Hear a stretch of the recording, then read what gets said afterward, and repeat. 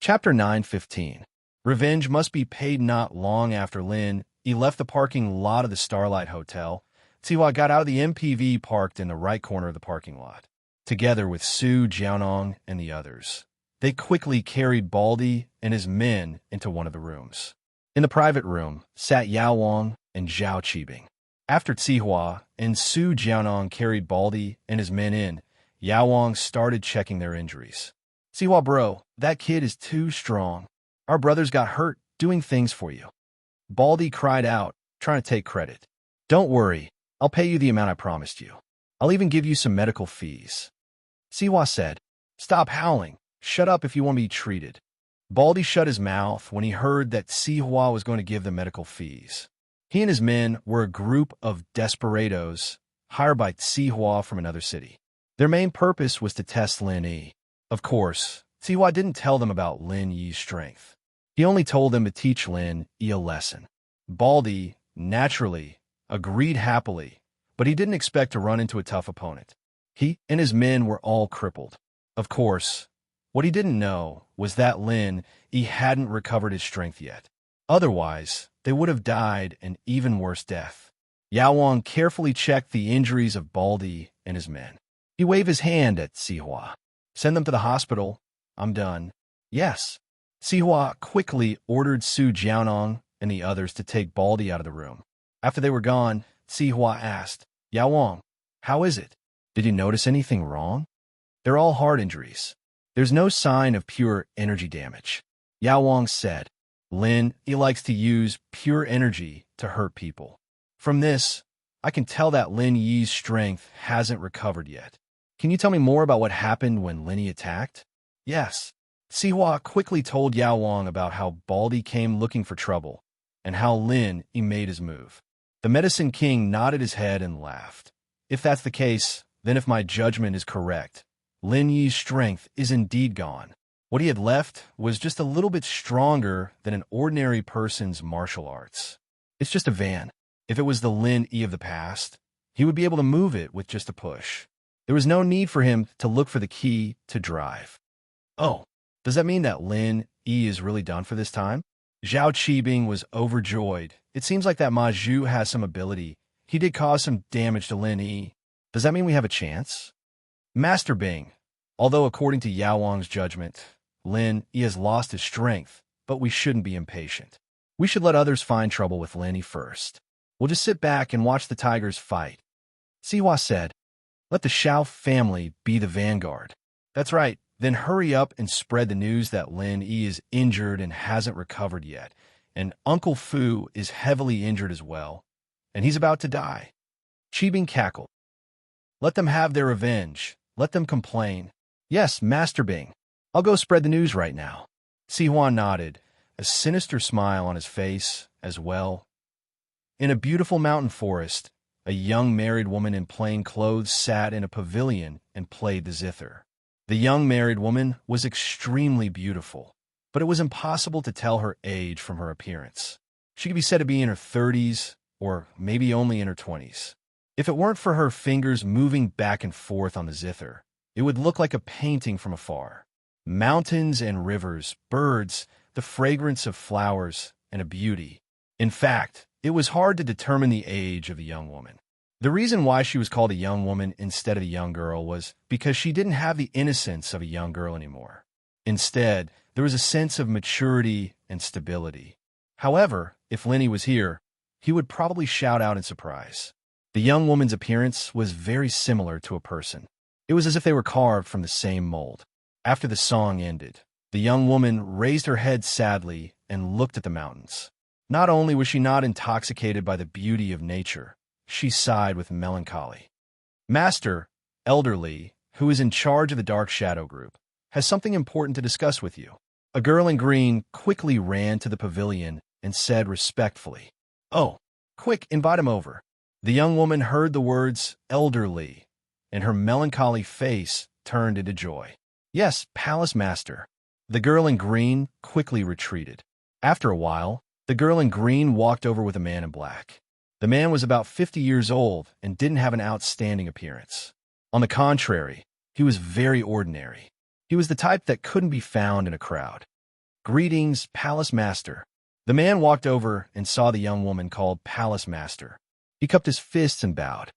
Elderly is too polite. Palace Master Sue waved her hand, indicating that the man didn't need to be so polite. She asked anxiously, Elderly is in such a hurry to see me. Is there something important? Yes. Elderly looked at the girl in green beside him and hesitated. He didn't say anything. Palace Master Sue ordered the girl in green, Little Ching, you can leave first. Guard the mountain path and don't let anyone come near. I have something important to discuss with Elderly. Yes, Palace Master.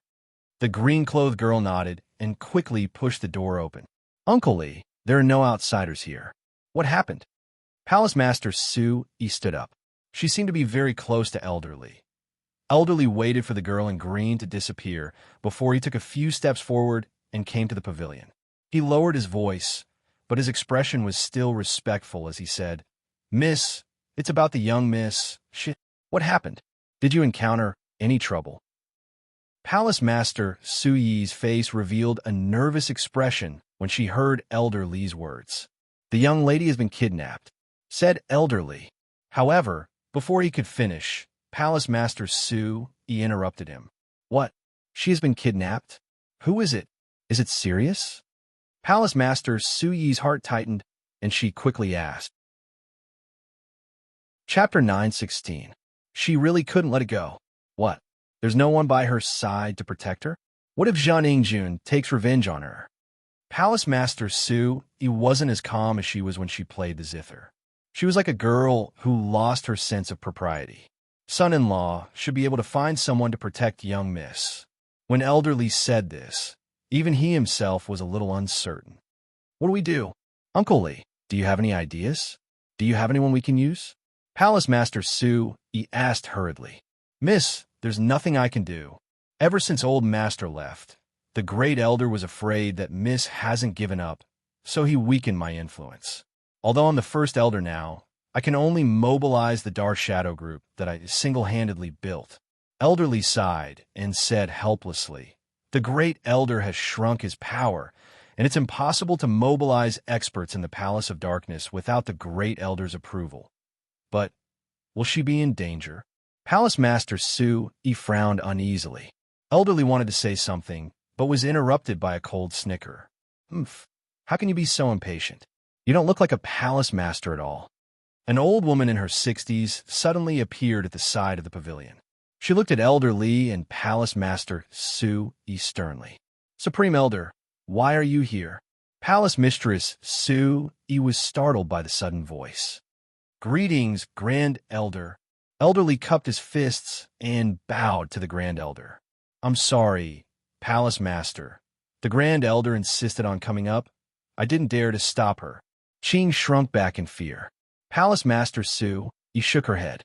How could she blame Qing now? Little Qing was only her personal maidservant. How could she dare to stop the Grand Elder? You're the Palace Master. You need to act like one. Don't think that I don't know about you using Elder Lee's Dark Shadow Group to investigate the secular world. I just turn a blind eye to it. The Grand Supreme Elder looked coldly at Palace Master Su. It's been so many years, yet you still can't let it go? Grand Elder, she is my daughter after all. The blood of our Dark Phoenix clan flows in her. Palace Master Su, he was like a child who had done something wrong. She didn't dare to look the Grand Elder in the eye. Daughter, it's just a little vile spawn. This kind of impure bloodline is nothing more than a disgrace to us ancient martial arts cultivators. The Grand Supreme Elder snorted. You still have the nerve to mention such a big scandal? Do you want the Palace of Darkness to take this bastard back? Let the Heavenly Elixir sect laugh at us? Palace Mistress Su Yi, who was called Wan, didn't say anything. She lowered her head, feeling wronged. If you had married the second young master of the Heavenly Elixir sect, we wouldn't be in such an awkward situation now. Would we be laughed at by the other sects? At this point, the Supreme Elder seemed to have touched upon a sad past. He coldly snorted and said to Wan in the future, you'd better calm down and concentrate on cultivation. Break through the Earth rank and reach the Heaven rank within 10 years. Otherwise, Don't blame me for killing that adulterer and little bastard." Then, the Grand Supreme Elder floated away, leaving Palace Master Wanair with a face full of grievance. "Miss, I really can't do anything. I'm sorry." Elderly sighed. The Grand Supreme Elder is doing this for the Palace of Darkness. Although she is an extremely snobbish person, she is never married. She has dedicated her entire life to the Palace of Darkness. She is Madame Dowager's subordinate, and they are like sisters. I am one generation lower than her. I know, but I really can't let it go." Palace Master Wanair couldn't help but shed a line of tears. "Miss, there's something that I don't know if I should say." Elderly hesitated and said, "Uncle Lee, just say it. What can't you say?" Palace Master Wanair looked at Elderly in confusion. "Miss, the Grand Supreme Elder is actually disappointed that you didn't live up to his expectations. If you really break through to Heaven rank within 10 years, our Palace of Darkness will have 2 Heaven rank masters. At the Heaven rank conference, our Palace of Darkness will also have a place. At that time, if you recognize the little miss, who will laugh at our Palace of Darkness? Who will dare to laugh at our Palace of Darkness? I'm afraid the Grand Supreme Elder won't be able to say anything else, right?" Elderly hesitated. "But breaking through to Heaven rank is easy to say, but how difficult is it to actually do it?" Palace Master Wanair nodded and sighed. "Miss is talented and smart, and has the blood of the Dark Phoenix. It's only a matter of time before she breaks through to Heaven rank." Elderly said, "Uncle Lee, help me keep an eye on her." Palace Master Wanair said, "Don't worry. Mississippi taking care of the little miss is also my responsibility." Elderly nodded. After sending Tang Yin off, Lin Yi drove back to the villa. On the way, he wanted to give Peng Zhan a call. He had something important to discuss with him. But before he could make the call, Peng Zhan's call came in. "Hello, Uncle Chu." Lin Yi picked up. Where are you?" "Yao Yao said you went on a date with Tang Yin?" Peng Zhan asked. "I'm on my way back to the villa. What's up?" Lin Yi didn't catch the hidden meaning in Peng Zhan's words. He was in a rush to tell Peng Zhan about the exposure of his strength, so he didn't consider the meaning in his words. "It's nothing. We'll talk about it when you come back." Peng Zhan didn't say much after hearing that Lin Yi was coming back. "All right, I want to talk to you too." Lin Yi paused and nodded. Although Lin Yi didn't know why Peng Zhan was looking for him, it had to have something to do with the disappearance of his strength. Lin Yi parked the car in the villa's yard and walked in. He saw the miss and Shu watching TV on the sofa in the living room. But the show they were watching was the housewife training program that they didn't want to watch the most. But now, the two of them were watching it with great interest. Lin Yi couldn't understand the interest of these two girls. They were jumping around a little too much. The sound of Lin Yi opening the door attracted Peng Zhan's attention. Peng Zhan walked out of Lin Yi's room and nodded at Lin Yi. "You're back." Chapter 9:17. Peng Zhan's Terms Mingyao blushed, thinking that Lin Yi already knew what her father wanted to talk to him about. That was why she suggested going into the room. "Okay." Peng Zhan nodded and entered the room with Lin Yi. Peng Zhan closed the door and gestured for Lin Yi to sit. Sit anywhere you like. We're family. No need to be so formal." "Okay, Uncle Chu." Lin Yi was used to Peng Zhan's friendliness. He sat in front of him. "I heard from Yao Yao that you've lost all your strength, so you're resigning. Is that true?" Peng Zhan asked. "Yes, Uncle Chu. To tell you the truth, I'm not much stronger than a normal person right now. I'm afraid I can't even protect myself. I don't have the strength to protect Yao Yao and Shu." Lin Yi nodded calmly. "So, I have no choice but to resign." "I see." Peng Zhan nodded. "It's fine if you lose your strength. Being a normal person isn't that bad." "Oh, do you like business?" "Business?" Lin Yi paused, not understanding what Peng Zhan meant. "It's all right. All roads lead to Rome. You could be successful in business as well." Peng Zhan said, "You're the second biggest shareholder of Peng Zhan Industries, right? Learning how to do business isn't a bad thing. I'll retire one day, but Peng Zhan Industries still needs to be passed down." Lin Yi paused after hearing the words. Peng Zhan didn't say it out loud, but the meaning behind his words was clear. Lin Yi wasn't an idiot. Peng Zhan was hinting that he could be nurtured as an heir. Uncle Chu, Pengzhan Industries needs to be handed over to Yao Yao. How can we hand it over to an outsider? Lin Yi shrugged with a smile, rejecting Pengzhan's suggestion. Huh, Pengzhan smiled and changed the topic. Yi, what do you think of Yao Yao? Yao Yao. It's pretty good. Lin Yi looked at Pengzhan suspiciously, not knowing how to answer the sudden question. Oh, then do you like Yao Yao? Pengzhan didn't get anything from hinting at Lin Yi about the group, so he decided to get straight to the point. Quack. Lin Yi froze, his eyes wide. Pengzhan's question was a little too much for Lin Yi to answer. Of course he did, but before Lin Yi understood Pengzhan's intentions, there were some things he couldn't say. Yao Yao is cute and pretty. She's the campus belle, and also a goddess in the eyes of many guys. Lin Yi changed his way of saying it, but he also hinted that he thought the same way. Outside Lin Yi's room, two little spies had already appeared and were monitoring the conversation in the room. When Pengzhan asked the question, Meng Yao's heart tightened and her breathing quickened. Oh, Yao Yao, what do you think Shield Bro would say? Yushu asked. Don't say anything. Meng Yao was afraid that Yushu would interrupt and miss Lin Yi's words.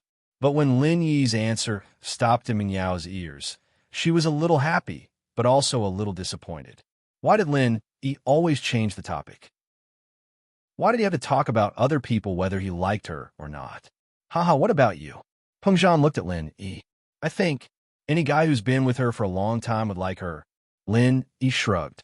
Pengzhan didn't give up, so he could only answer like this. All right, I'll put it another way. Pengzhan saw through Lin Yi's thoughts. The future of Pengzhan Industries, I want to hand it over to you and let you bring it to greater heights. Lin Yi naturally understood what Pengzhan was getting at. No wonder Pengzhan had brought up the group before, and now that he was bringing it up, Lin Yi knew everything. Uncle Chu, I have a girlfriend. Lin Yi smiled bitterly. I think you know that I just went on a date with her, and I gave her an engagement ring. Oh. Pengzhan froze after hearing Lin Yi's words. He didn't expect Lin Yi to be serious about Tangyin. This was going to be difficult. His daughter could accept Shu, but could she accept Tangyin? Uncle Chu, actually, I know that you care about me, and I'm very grateful for that. Lin Yi said, but marriage is a big thing, and we still need the consent of the person in question. I think that Yao Yao doesn't like me. Maybe under your suggestion, Yao Yao will agree to this out of gratitude towards me. This is unfair to her. Also, it's unfair to Tangyin. Lin Yi really didn't think that Miss would like him. Of course, she was grateful. As for the jealousy with Tangyin, it was also because of Shu's instigation. From Lin Yi's point of view, Mrs. feelings towards him were more of the gratitude towards him for saving her life and the sense of security that living with him gave her. Meng Yao's tears gushed out in an instant. Who said that I don't like him? I like him, I like him. Meng Yao wanted to rush into the house and explain it to Lin Yi, but she couldn't muster up the courage to do so. Lin Yi's attitude had already said everything. He wouldn't give up on Tangyin, so what else could she say? Wasn't that asking for humiliation? Was she going to beg Lin Yi to let her be his mistress? And Yushu be his mistress?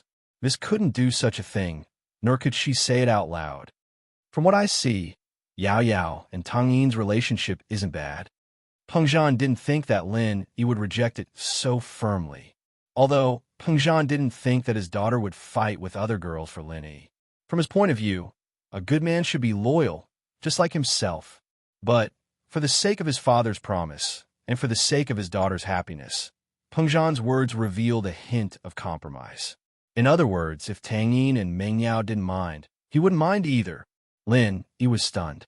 He really couldn't understand how he could make Pengzhan look at him in such a different light. From the beginning, Pengzhan had been very polite to him. It didn't seem like the relationship between an employer and an employee at all. Yes, Lin Yi was really curious. He didn't know what kind of secret was hidden in this. The old man didn't say anything, and Pengzhan was also vague about it. But Lin Yi felt that there must be something he didn't know. Chapter 918. Never liked him. Lin Yi, you're a smart man. I think you understand what I mean. Chu Pengzhan looked at Lin Yi and said, Uncle Chu, why are you so nice to me? Lin Yi couldn't help but ask. There's a reason behind it, but it involves some secrets, and I can't reveal it right now. Peng Zhan smiled bitterly. His father didn't tell him the exact reason either. Peng Zhan could only remember his father telling him firmly that if he wanted to see his wife again, if he wanted House Chu to prosper, then he'd have to let Yao Yao keep Lin. Peng Zhan didn't know why his father was so certain either. He'd asked him about it, but his father had told him that it wasn't time yet. Lin sighed and smiled. I appreciate Uncle Chu's trust and love, but even if I agree, I don't think Yao Yao will agree. This time, I'm going back to my old home to find a way to recover my strength. Tang Yin will go with me. Yao Yao is the daughter of a rich family. How could she stand that kind of environment? A straw hut, a public toilet, warm in summer and cold in winter, it's really hard. Plus, I don't want to hurt Tang Yin.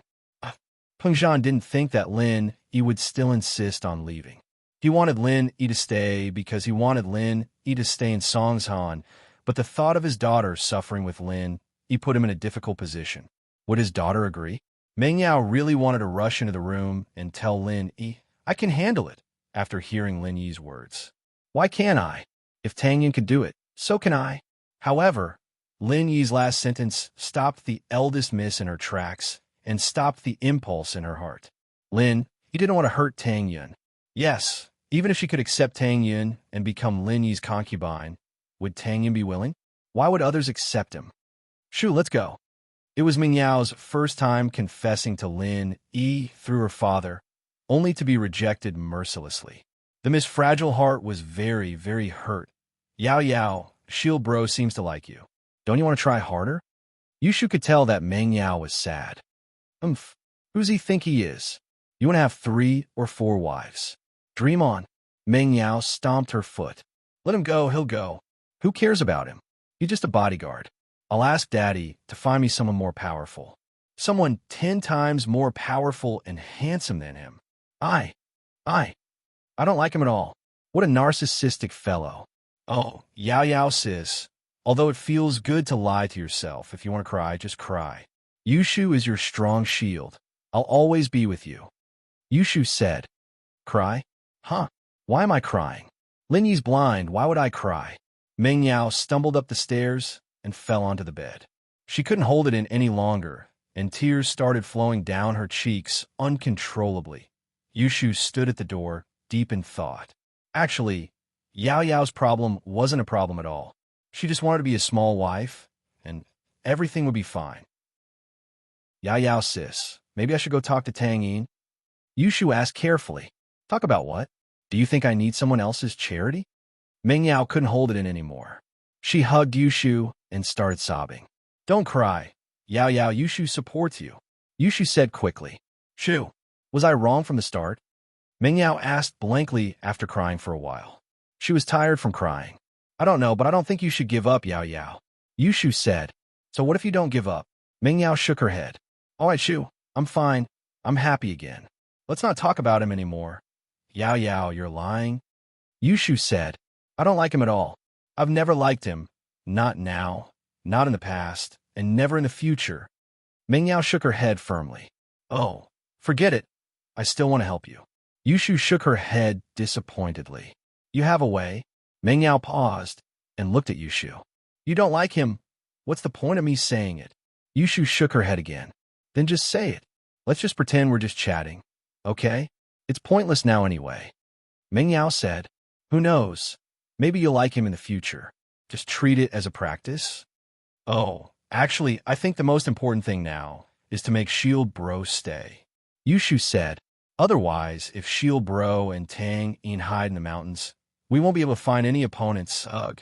But doesn't he have to go back? Meng Yao asked. But as long as Shield Bro recovers, he can come back. Yushu said. So we can talk to him. As long as he recovers, he'll come back to the villa. That way you'll have a chance. Yes, you'll have a chance. Meng Yao was a stubborn person. But how do you know that he'll definitely recover? I'm a prophet, Shu. Although I'm a crow sometimes, my words are very accurate. Yushu said with self-awareness. Oh, up to you. I don't really care. Meng Yao didn't know why, but she was secretly happy in her heart. She didn't show any expression on her face. Don't worry, Yao Yao. Leave it to me, Yushu said confidently. In the study downstairs, Lin, he didn't know that the miss overheard his conversation with Pengzhan. But even if he knew, Lin, he would still say it. Although it was a little hurtful, Lin, he had to do it. He had a good impression of Meng Yao and Yushu. It was a fact, but he couldn't hurt everyone because of the truth. Wouldn't he cause trouble for Meng Yao if he stayed in the villa? If his enemies came looking for him, they would definitely be dragged into this. This wasn't something Lin, he wanted to see. So, no matter what, Lin, he had to leave. Don't you want to reconsider? Pengzhan looked at Lin, with a bitter smile. He didn't expect that Lin, he wouldn't budge even after he laid his cards on the table. Uncle Chu, actually, I want to stay here too. Lin, shrugged. But I have a lot of enemies. They'll come looking for me soon. If that happens, I won't be able to protect myself, and I won't be able to protect Yao Yao and Shu. Wouldn't that be harming everyone? Chapter 919. The forces that wanted to make trouble. Uncle Chu, even if you hired a bodyguard, I can't just stay in a villa for the rest of my life. I can't just stay there and be protected by others, can I? Lin, he said helplessly. I have to regain my strength. That's why I'm resigning and looking for a way to recover my strength. You're right. A man's ambition is to travel far and wide. Pengzhan nodded. Can't you recover your strength in the villa? It's very difficult. I don't have a way now. I can only go out and look for a way, Lin said. If that's the case, then I won't stop you. Pengzhan saw that Lin, he had made up his mind and didn't try to persuade him anymore. But I hope that after you leave, you can treat this place as your home, a place where you can hide from the wind. I will. Lin nodded. Yao Yao Shu, and I will always be good friends. Good. Pengzhan didn't say anything else. After all, it wasn't his place to interfere with young people's business. Since things had come to this, Pengzhan could only wish Lin well. I hope you can recover your strength as soon as possible. Thank you, Uncle Chu. Lin, smiled bitterly in his heart. Recover his strength? He didn't have much confidence in himself. Leaving the villa, in his old man's words, was just going to seek refuge. How could it be that easy to recover strength? There were so many spiritual practitioners in the world who lost their martial arts because their meridians were damaged. They had to accept the fact that they were useless and practice physical arts again. However, because of their injuries, even if they started training again, it would be difficult for them to achieve much. Most of them stopped at the peak of the late phase of the golden class, and they never broke through again in their lives. It was easy to practice physical arts at the beginning, but once you reached a certain bottleneck, it was hard to break through. Body refinement, at the limit, was very slow to improve. For people like Ma Zhu, unless they were talented and had a good physique, they wouldn't be able to reach such a level. Thinking about it, Ma Zhu must be even more depressed than him. He could still practice physical arts with his meridians broken, but what about Ma Zhu? Perhaps he would have to go back home to farm. However, Uncle Chu, I feel that my enemies have noticed that I have lost my strength, so I think you should find a bodyguard to replace me as soon as possible. Otherwise, I'm afraid you will be in trouble. Lin said with a serious look and continued. After all, many of my enemies are also your enemies. Many of them became enemies with me because they wanted to deal with Yao Yao. If they can't find me, I'm afraid they will turn back to deal with you and Yao Yao. I know that. Pengzhan nodded. I've already contacted Falberts Jr. He's also a bodyguard for someone. His employer left the country a while ago, but he's currently working as a cash escort for a wealthy businessman. It's a one-time mission, and he'll be able to come back after the mission is over. But he gave me the number of a bodyguard company that specializes in providing temporary bodyguards for rich people. I hired one there to temporarily replace him. Oh, what's his strength? Lin asked. It's said that he's a mystic, Pengzhan said. In terms of strength, there's no problem.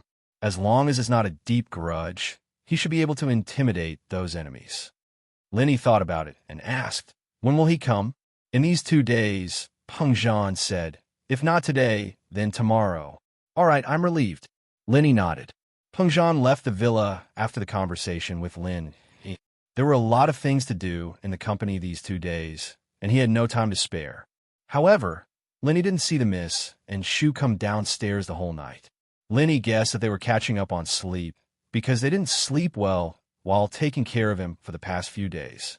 The next morning, Meng Yao and Yushu came downstairs hand in hand. The miss was no different than usual, and Lin Yi didn't suspect anything. "Lin Yi, when are you leaving?" Meng Yao asked. "In these 2 days, I'll leave when Uncle Chu's bodyguard arrive." Lin Yi said, a little sad. Are you leaving from the villa?" Meng Yao asked. "I think so." Lin Yi nodded. "Then tell me and Shu will send you off." Meng Yao said. "All right." Lin Yi looked at Meng Yao curiously. The miss seemed a little too calm, wasn't she? Was she different from yesterday? In the villa district, Xiao family had moved into the newly purchased villa.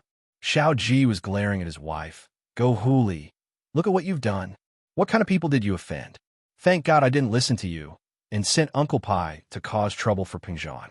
Otherwise, it would be our Xiao family in trouble." "What's wrong? Wasn't it my second brother's idea? Why'd it have to do with me?" Go Huli felt wronged. "Didn't we investigate it? In Pengzhan's house, there's a golden class late phase peak physical practitioner called Faubert. Our Uncle Pai is a mystic mid-phase physical practitioner. But other than Faubert, Pengzhan has another practitioner with him, a mystic early phase peak spiritual practitioner." Xiao Ji said, "Thank God I paid a visit to Master Bing. Otherwise, we'd still be in the dark. A spiritual master at the peak of the early phase of the mystic class is on par with a physical master at the middle phase of the mystic class. If they really fight, they have a physical master at the peak of the late phase of the golden class to help them. How Xiao will be the one at a disadvantage." No way, right? This Pingzhan, a small businessman, was this strong?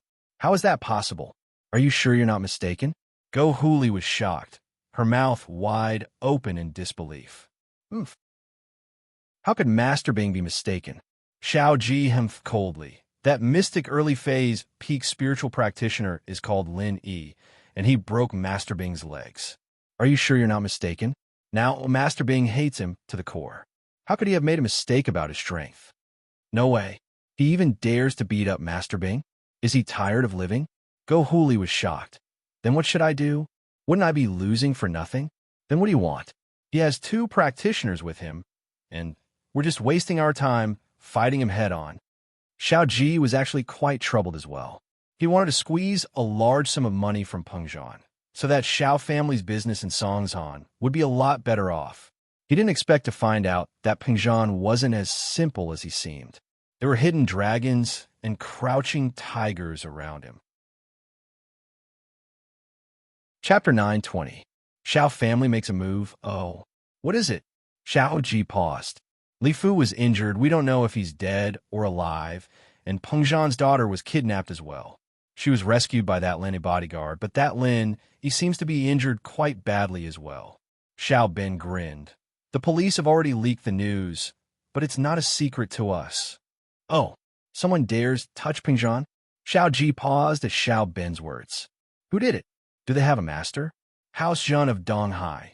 They blackmailed Pengzhan for 250 million, and they have a mystic mid-phase peak physical practitioner helping them. Xiao Ben said, I heard that he's injured as well, and is being treated at Master Bing's place. I haven't asked Master Bing about it yet, so I don't know the specifics. But one thing is for sure, this is a great opportunity for our Xiao family. 250 million, that much? Xiao Ji's eyes flashed with desire as he licked his lips. We were thinking of asking for 100 million at first, but we didn't expect them to be even more ruthless than us.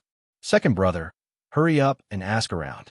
If Pengzhan's bodyguards are dead, then it's a great opportunity for our Xiao family to take advantage of them. Naturally, I know that. Xiao Ben nodded. I've already sent Xiao Wangba and Xiao Wangdao to ask around, and I'm sure we'll get some news soon. We can't hide this even if we want to. Wah! The heavens are really helping our Xiao family. Xiao Ji laughed as he looked at his wife. Huli, you've done a great job this time. Otherwise, Xiao family wouldn't have any reason to ask for money from Pengzhan.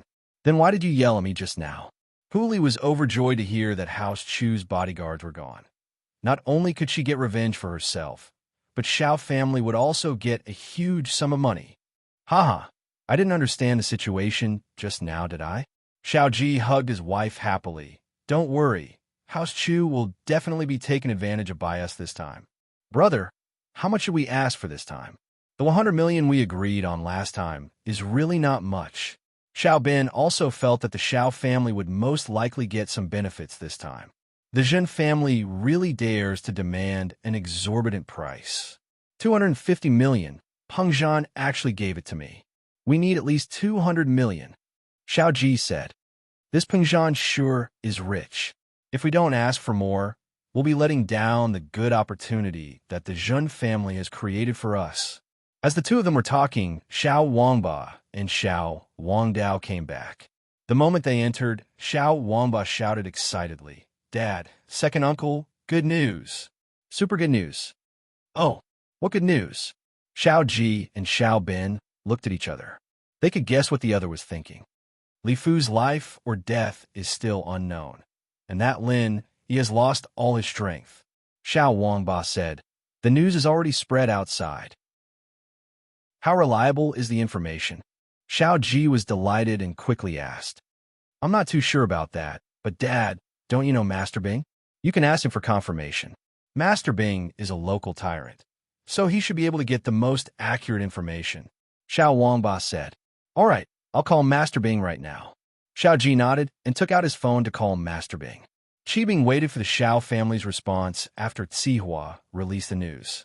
He didn't think that the Xiao family would be so impatient to call him after just one day. Qi Bing laughed and picked up the phone. Hello, I'm Zhao Qi Bing. Master Bing, I'm Xiao Ji from the Xiao family. Xiao Ji was very respectful towards Qi Bing. He was from a noble house, so naturally, he knew that Qi Bing came from a hidden noble house, a house even bigger than the noble houses. Qi Bing was a bastard, but his family was very powerful. Oh, it's Uncle Xiao. What's the matter, Uncle Xiao? Qi Bing pretended not to know. It's like this. I heard that something happened to Peng Zhan. Xiao Ji had asked Master Bing about Peng Zhan before, and his words revealed his hatred towards Peng Zhan. He wanted to see Master Bing's attitude. If Master Bing wanted to protect Peng Zhan, then Xiao Ji wouldn't do anything to Peng Zhan. However, he didn't expect Master Bing and Peng Zhan to be enemies, and so Xiao Ji expressed his intentions without holding back. Oh, Uncle Xiao, you're asking about this? Qi Bing thought. As expected, he couldn't wait any longer. But that was good. The more people there were to deal with Lin, Yi, and House Chu, the happier he would be. He said, that's right. I've already sent people to investigate. Li Fu's injuries are very serious, and he hasn't recovered yet. That Lin, he has lost all his strength and has become a normal person. Uncle Xiao, you can deal with him without worry. Ah, is that so? So it's you, Master Bing? Xiao Ji was overjoyed. He was worried that the news wasn't accurate, but now that it was Qi Bing himself, he relaxed. You know the grudge between me and Lin Yi. Now that something like this has happened to him, I want to deal with him as well. Qi Bing paused on purpose. Zhen Dazhou extorted so much money from Peng Zhan, 250 million. I'm very envious. So I've been thinking about it, and I'm going to try and get some benefits. Is that so? Haha. All right. Thank you, Master Bing. Xiao Ji quickly hung up and said to Xiao Ben impatiently, Brother, it's Xiao Qi Bing who sent people to investigate Lin Yi. He found out that Lin Yi has lost all his strength, and Faubert's status is unknown as well. Zhao Qibing is very envious of Zhen Dazhou for extorting 250 million from Peng Zhan, and he wants to get some benefits as well, so we need to act as soon as possible. Oh, is that so? If that's the case, then we need to act as soon as possible. Otherwise, if Peng Zhan gets sucked dry, who do we ask for money from? Xiao Bin nodded. Zhao Qibing will definitely ask for a lot of money. We need to be one step ahead. Yeah, I've already told Zhao Qibing. When the time comes, we'll ask for money first. He won't blame us. Xiao Ji said, why don't we go now? All right, we'll bring Uncle Pai to Peng Zhan now. Xiao Bin gritted his teeth. If we don't make a decision soon, the money will be gone. Chapter 921. Arrogantly denouncing the crime. You're Peng Zhan, aren't you? The man in the Taoist robe pushed the door open and walked in. The bastards downstairs dared stop me from coming up, so I've taken care of them myself. Peng Zhan paused. shocked by the sudden entrance. "May I ask if you're Jizuan Wei, Mr. Wei?" "That's me." The man in the Taoist robe nodded and said, "The security guards here are too inferior. How dare they come out and embarrass themselves with such skills?" The phone on Peng Zhan's desk rang, just as Wei Jizuan finished his sentence. Peng Zhan smiled bitterly as he picked up the phone. It was indeed the security captain, saying that a domineering man had barged into the company and was looking for Peng Zhan. He'd even injured 2 of the security guards. Peng Zhan didn't know what to say, but he couldn't blame Wei Jizuan at a time like this. After all, Faubert's juniors were relying on him. He only told the captain that everything was fine and told him to send the 2 injured guards to the hospital for treatment. "Mr. Wei, you're quite skilled, but you don't have to be calculative with normal people, do you?" Peng Zhan put down the phone and stood up. "My daughter, and I'll be relying on you from now on." Of course, Wei Jizuan said proudly. "I'm a mystic, Supreme.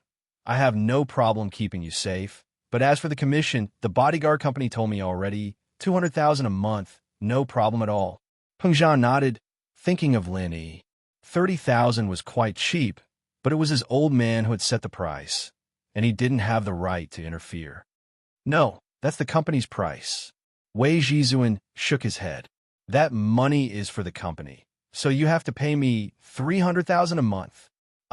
Peng Zhan paused, not expecting Wei Jizuan to be this greedy. "What? You can't afford it? Then I'll have to leave." Wei Jizuan said as he stood up to leave. "Please don't be angry, Mr. Wei." "Fine, 300,000 it is." Peng Zhan had no choice but to agree. 500,000 for a big shot, but Peng Zhan had no choice but to keep him. "That's what I said. 500,000 to hire a mystic-class supreme being. That's a pretty good deal for you." Wei Jizuan nodded and laughed. Peng Zhan wasn't too clear on the levels of strength, and he didn't know how strong a mystic prime was, but it sounded like it was pretty strong. Otherwise, he wouldn't have dared to raise the price like this. "All right, then according to the contract, the probation period is 1 month, and the salary will start next month?" Peng Zhan asked. "Those are the company's rules." Wei Jizuan shook his head. "This Wei's rule is that the probation period is 1 day, and the salary will be paid starting tomorrow." "All right, no problem." Peng Zhan sighed. Wasn't this bodyguard a little too cocky? Who was the employer? But Wei Jizuan was right. A mystic-class supreme being a bodyguard for a commoner. How could that be possible if there wasn't a huge benefit to it? But as the two were talking, the office door was pushed open once more, and 3 arrogant people walked in. This time, the security captain downstairs didn't dare to stop them. Who knew what kind of people were coming today? Previously, there was an old man in a Taoist robe who hurt people without saying a word. Now, these 3 people didn't say anything and just rushed inside angrily. "Where's Peng Zhan? You got some guts, haven't you? How dare you mess with someone from the Xiao family?" Xiao Ji barked as soon as he walked in. Peng Zhan had met Xiao Ji before and knew that he was from the Xiao family. Peng Zhan Industries had done business with the Xiao family before. As for what happened to the Xiao family recently, Peng Zhan knew that the Xiao family came to Songshan to invest, but he didn't know why the Xiao family would come to his office all of a sudden. It seemed like they were here to interrogate him. "Mr. Xiao, may I know how I've offended the Xiao family?" Peng Zhan looked at the murderous Xiao Ji and Xiao Ben, confused. Were these 2 mistaken? Peng Zhan Industries' recent business had nothing to do with the Xiao family, and there was no way they'd offended the Xiao family. "Your daughter humiliated my wife. Go Huli." Xiao Ji laughed coldly. "My Xiao family just came to Songshan, and you're already trying to show us who's boss? Is it because the old man who bullied our Xiao family just passed away, and our Xiao family is unable to recover from this setback? A tiger that falls to the plains will be bullied by dogs." "Mr. Xiao Ji, what do you mean by that? When did my daughter humiliate your wife?" Peng Zhan frowned. "Besides, there's no way you're trying to show us who's boss. Peng Zhan Industries has done business with the Xiao family before, and I can't wait to welcome your investment here. Why would I bully you?" "Umph. You make it sound so nice. Our Xiao family is still bigger than a starving camel, and you're one of the biggest corporations in the area. Aren't you afraid that our Xiao family will come and take away your business?" Xiao Ji humphed. So you instigated your daughter to humiliate my wife in every possible way, to attack our Xiao family's position in Songzhan. Mr. Xiao Ji, why am I getting more and more confused? Business is business, and since it's business, naturally there are buyers and sellers. Business is only business when there are more people. Why would I be afraid of you guys taking away my business? Peng Zhan had his suspicions, but Xiao Ji's words made sense. Peng Zhan felt that something wasn't quite right. It seemed like the Xiaos were here to cause trouble on purpose. All right, Mr. Chu, we're all smart people. Let's cut the bullshit. Xiao Ben, who had been standing at the side, spoke up. Why don't you just ask your daughter? She and this Shu person bullied my sister-in-law. Go Huli. How could we say anything? Peng Zhan paused. If Xiao Ben said that his daughter was with Shu, then it couldn't be nonsense. Could it be that Yao Yao offended that Go Huli again? All right, since Mr. Xiao is so insistent, I'll ask my daughter first. Peng Zhan had no choice but to nod. Hurry up, there's a limit to our patience. Xiao Ji's words carried a commanding tone. Chapter 922. Super greedy, the matter had just ended, and now the Xiao family was knocking on his door again. Peng Zhan turned and went into his office break room, and the Xiao family didn't follow him in. They just stood there, smiling coldly. In the break room, Peng Zhan dialed his daughter's number, but hung it up after some thought. She was probably at school at this time, so he called Lin Yi directly. Uncle Chu. Lin Yi was at Xu Amin's house with Kong Xiaobo and Fatty Lai. He had some things to take care of before he left. I want to ask you about something. It's about Yao Yao and a person called Go Huli. Peng Zhan said. Oh, Go Huli? Lin Yi paused, remembering this person. He told Peng Zhan about what happened. But it's been a while. Why are you asking about this all of a sudden, Uncle Chu? Go Huli, the wife of the Xiao family's young master, Xiao Ji. Now they're here. Peng Zhan sighed. According to Lin Yi, although Yao Yao and Shu were at fault in the beginning, it was just a small dispute. They only wet Go Huli's clothes, and after Yao Yao and Shu apologized and asked for compensation, Go Huli was being unreasonable. But now, the Xiao family was using this as an excuse to say that Yao Yao was the one who insulted Go Huli. It seemed that the Xiao family didn't come with good intentions. Oh, Lin Yi paused. They're from Yinjing's Xiao family? They're here. Lin Yi didn't think that the enemy would come this soon. Meng Yao and Go Huli's dispute had been going on for a while, but the Xiao family hadn't made a move yet. They just had to come when Faubert was injured, and he didn't have any strength left. There had to be a conspiracy behind this. However, Lin Yi was powerless.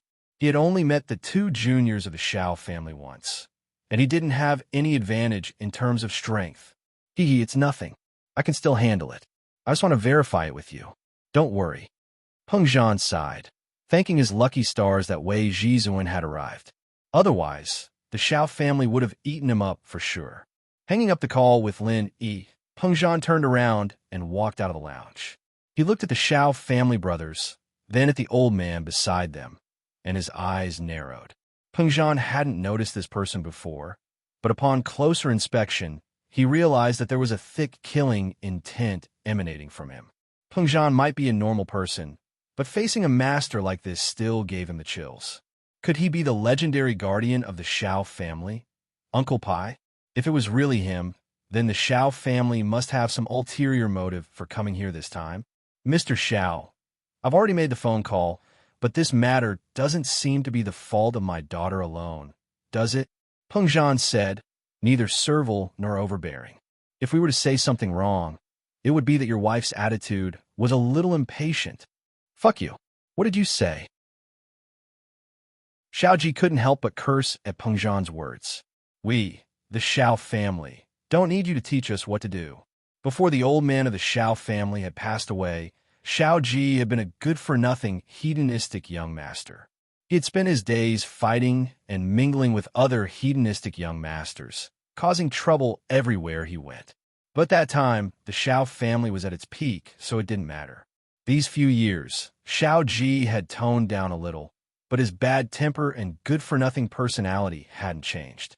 Peng Zhan's nonsensical words pissed him off.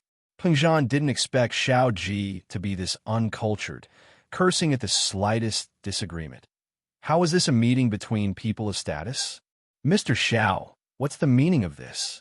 Peng Zhan took a deep breath. You're here to cause trouble? So what if I am?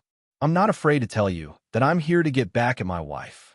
Xiao Ji hinted coldly as he kicked the sofa in the office. You dare bully the Xiao family? I think you're tired of living, aren't you? My Xiao family is still a noble house, no matter how weak we are. Who do you think you are, Peng Zhan? Wei Zhizun, on the other hand, was sitting on the side, enjoying the show. Since Peng Zhan didn't ask him to make a move, he was more than happy to watch the show.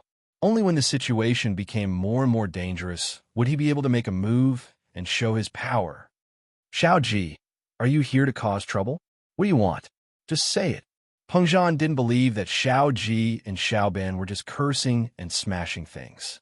There had to be some other purpose. All right, big bro, calm down first. Let me talk to Mr. Chu. Xiao Ben was very satisfied with his brother's actions. He'd put Peng Zhan in his place first, and the following conditions would be easier to negotiate. So Xiao Ben pretended to persuade Xiao Ji first before continuing. I believe that Mr. Chu is a smart man and will definitely compensate our Xiao family. Am I right, Mr. Chu? Xiao Ji hinted coldly as he sat on the sofa, not saying another word. Just say what you want, won't you? Peng Zhan, of course, knew what the Xiao family brothers were here for. They were just using this as an excuse to ask for some benefits. Good. Xiao Ben looked at Peng Zhan and nodded. Our Xiao family is a noble house, and even if we're a little down and out right now, the Xiao family isn't someone you can just humiliate. If Mr. Chu doesn't pay a price, won't everyone start humiliating our Xiao family? What price do you want? Peng Zhan asked, suppressing the anger in his heart. It had been so long, and the Xiaos had only just come to their doorstep, and the timing was quite coincidental, coming only when Li Fu and Lin Yi were injured. Peng Zhan couldn't help but suspect that they'd come after receiving the news. We won't ask for much. Xiao family is here to do business, after all. How about this, Mr. Chu? Why don't you just give us the Peng Zhan Mall and Peng Zhan Hotel to Xiao family, and give us 200 million as a starting capital, and we'll call it quits?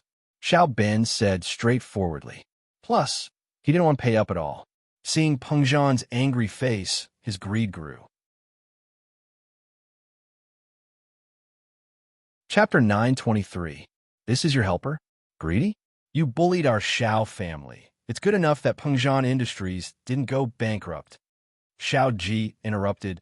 Back in the days when our Xiao family was at its peak, if you messed with our Xiao family, we would have taken down your entire Peng Zhan Industries. One word from Xiao family, and no one would dare to do business with you. Ha! Xiao Ji, you said it yourself. Xiao family isn't what it used to be. There's no need for us to talk about this anymore. Please leave, Peng Zhan said faintly. Peng Zhan said faintly. Since House Xiao had such a big appetite, he'd have to continue being enemies with them. Just wait and see. Peng Zhan thought that although Xiao family was a big family, they were new to Songshan, and Peng Zhan Industries might not lose to them. Peng Zhan, don't fucking refuse a toast only to drink a forfeit. Xiao Ji slapped his thigh. What are you pretending for? Our Xiao family may not be what it used to be, but how much better can you be? Do you still think you're the Peng Zhan from a while ago? Do you know why we came to you now? Do you know why? Peng Zhan frowned, his heart skipping a beat. It seemed like he was right, but this Xiao Ji was too arrogant. Your driver, Li Fu, was he crippled? He still hasn't woken up yet, right?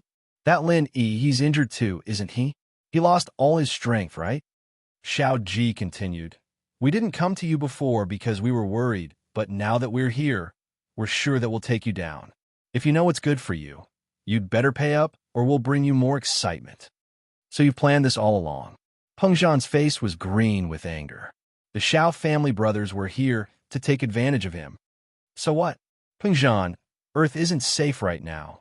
You and your daughter need to be careful. Don't die on streets. Otherwise, you won't be alive to spend your money. Xiao Ji said coldly. There are too many unsolved cases these days. Mr. Wei, see the guest out. Chu Pingzhan glanced at Wei Zhizun, who was sitting on the sofa. Fortunately, he was prepared. Otherwise, the Xiao family would definitely eat him alive. Wei Zhizun stood up in a very arrogant manner. If the background music was added, this scene would often be the scene of an expert appearing in a TV drama. You three ignorant children, hurry up and scram for this way. If you dare cause trouble here again, I'll take your lives. Wei Zhizun waved his hand arrogantly and looked at the Xiao family brothers and Uncle Pai with disdain. Wei Zhizun's sudden appearance stunned the Xiao family brothers. They hadn't noticed Wei Zhizun before, nor did they think he was an expert. What the hell are you? Xiao Ji looked at Wei Zhizun and asked with disdain. A mystic. If you don't get lost, I'll send you to the Western Paradise. Wei Zhizun arrogantly looked at Xiao Ji and spoke with contempt. Huh, Pengzhan, I was wondering why you were so cocky. So you've got a new helper? Xiao Ji looked at Wei Zhizun and started laughing. But it's funny, how come I've never heard of a mystic before? Uncle Pai, have you? No, I've never heard of a mystic before. Uncle Pai said faintly. Ignorant child, how dare you make fun of me? Ah, I'll kill you. Wei Zhizun was enraged at being ignored like this. Uncle Pai, shut him up. Xiao Bin looked at Wei Zhizun and said to Uncle Pai, Yes, young master. Uncle Pai moved abruptly, reaching out to slap Wei Zhizun. Wei Zhizun was in the midst of his rage when his body was hit, and his voice stopped abruptly. In an instant, his eyes bulged out, and he let out a blood-curdling scream. With a whoosh, he was sent flying and crashed heavily into the wall. He spat out a mouthful of blood and twitched twice on the ground. It was obvious that he had suffered serious internal injuries, just a mystic early-phase physical practitioner, and just broke through to mystic not too long ago. What mystic supreme? What a frog in a well. Uncle Pai shook his head in disdain. I thought there was a new level of mystic. How lame. Is this your helper? Which garbage station did you pick him out from? Mystic mid-phase? Wei Zhizun looked at Uncle Pai in disbelief. He didn't expect Uncle Pai to be a mystic mid-phase, 2 whole levels higher than him. Wei Zhizun didn't think that the other party would have a master, and he'd wanted to show off in front of Pengzhan, making him feel that the 500,000 he'd spent was worth it. He didn't think that he'd be killed in one move. In actuality, the 200,000 he'd promised wasn't all for the company. It was only a portion of it, and the majority of it was still for Wei Zhizun. But raising the price was a common trick of these masters, and Wei Zhizun had even thought of helping Pengzhan take care of these guys and then asking for a reward or something. But he was gravely mistaken. The other party's strength was far beyond what he'd imagined. Even if he hadn't been careless, he wouldn't have been a match for a mystic mid-phase physical practitioner, and now he'd been hit by a palm because of his carelessness. Wei Zhizun felt as if his organs had been displaced. It was evident that he'd been crippled. Even if he'd recovered, his kung fu wouldn't be able to recover to his current level. This life was over for him. Wei Zhizun felt sorrowful. He regretted taking this job. It was all his fault for being greedy and careless. However, who could they blame? Not only would he not get a single cent, but he'd also have to leave with his tail between his legs. Pengzhan, this is a warning for you. Xiao Ji was overjoyed as he watched Faubert injure Pengzhan's new master with just one palm.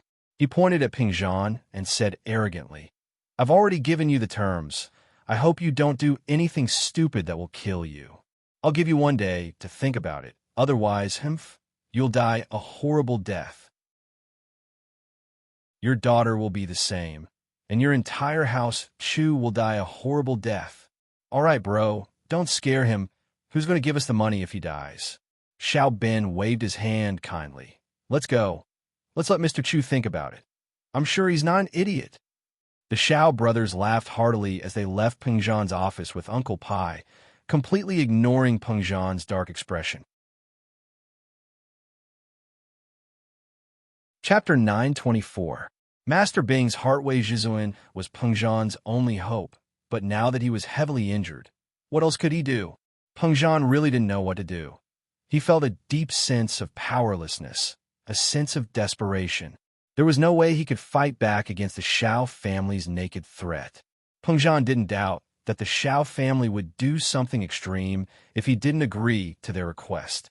After all, the masters around them didn't leave any evidence behind, and even if they killed his daughter, Peng Zhan wouldn't be able to do anything about it. "Mr. Wei, are you all right? Do you need me to send you to the hospital?" Peng Zhan turned to Wei Zhizuan, hoping that this guy didn't die in his office. Peng Zhan was a little annoyed. He'd been bragging about how strong he was, but it turned out that he was so weak. He'd contacted a top security company, and this Wei Zhizuan was the strongest of them all, but he couldn't even take one hit from the enemy. "No need. I'll be leaving first."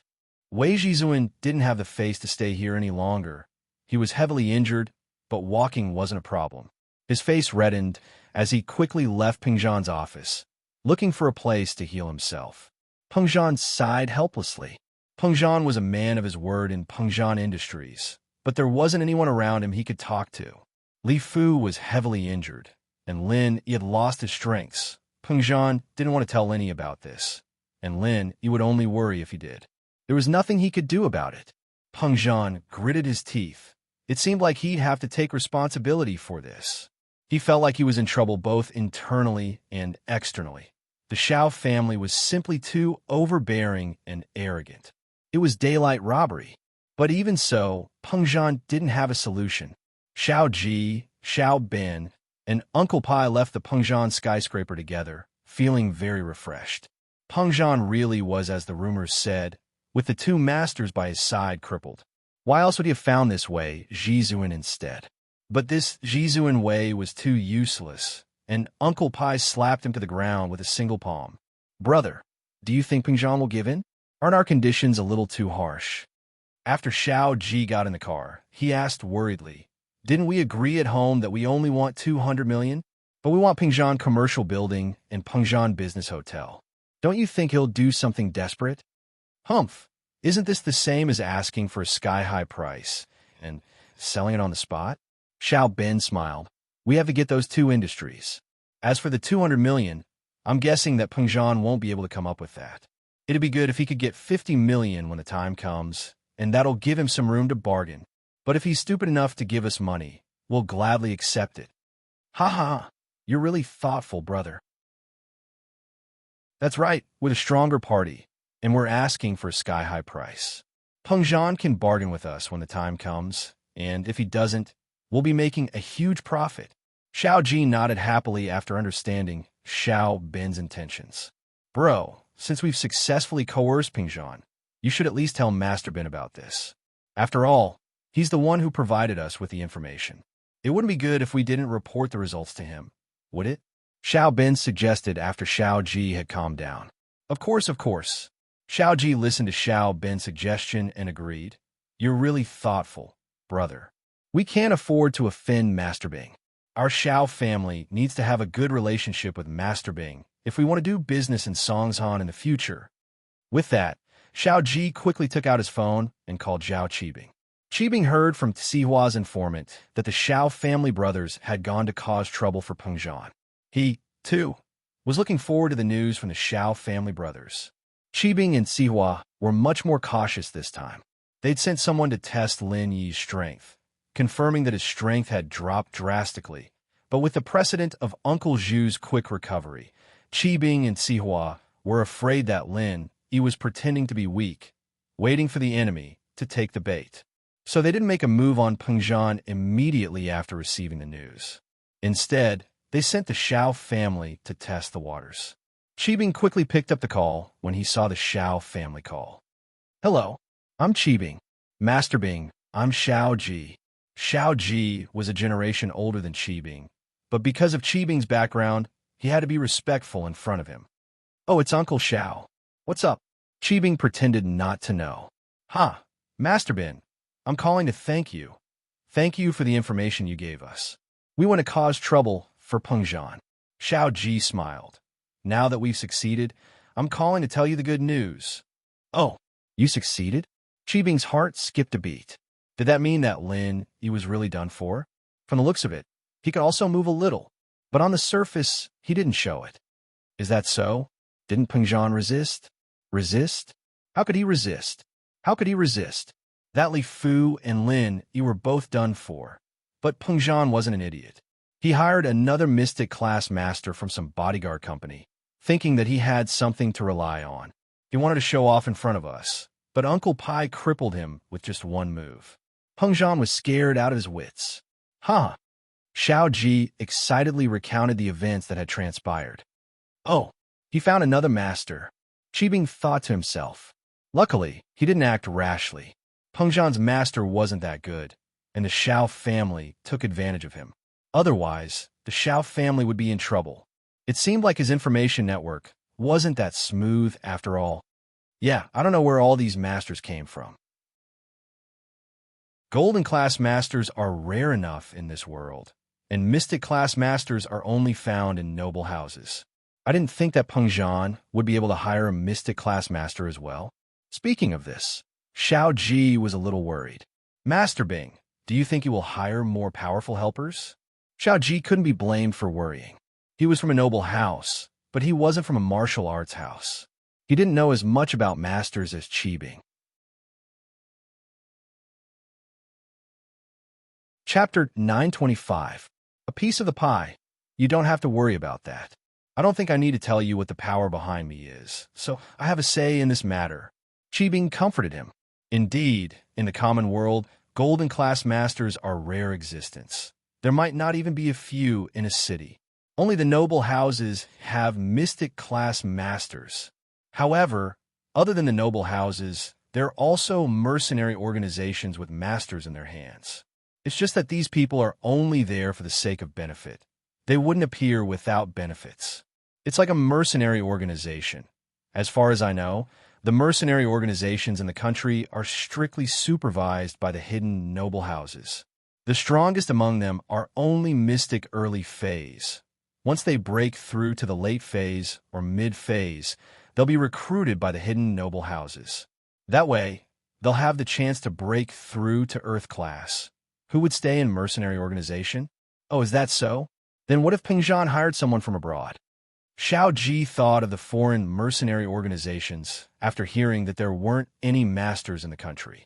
Do you think Peng Zhan has that kind of ability? If he did, his company would have been one of the top 500 companies in the world long ago, not just in the country. Qibing said with disdain.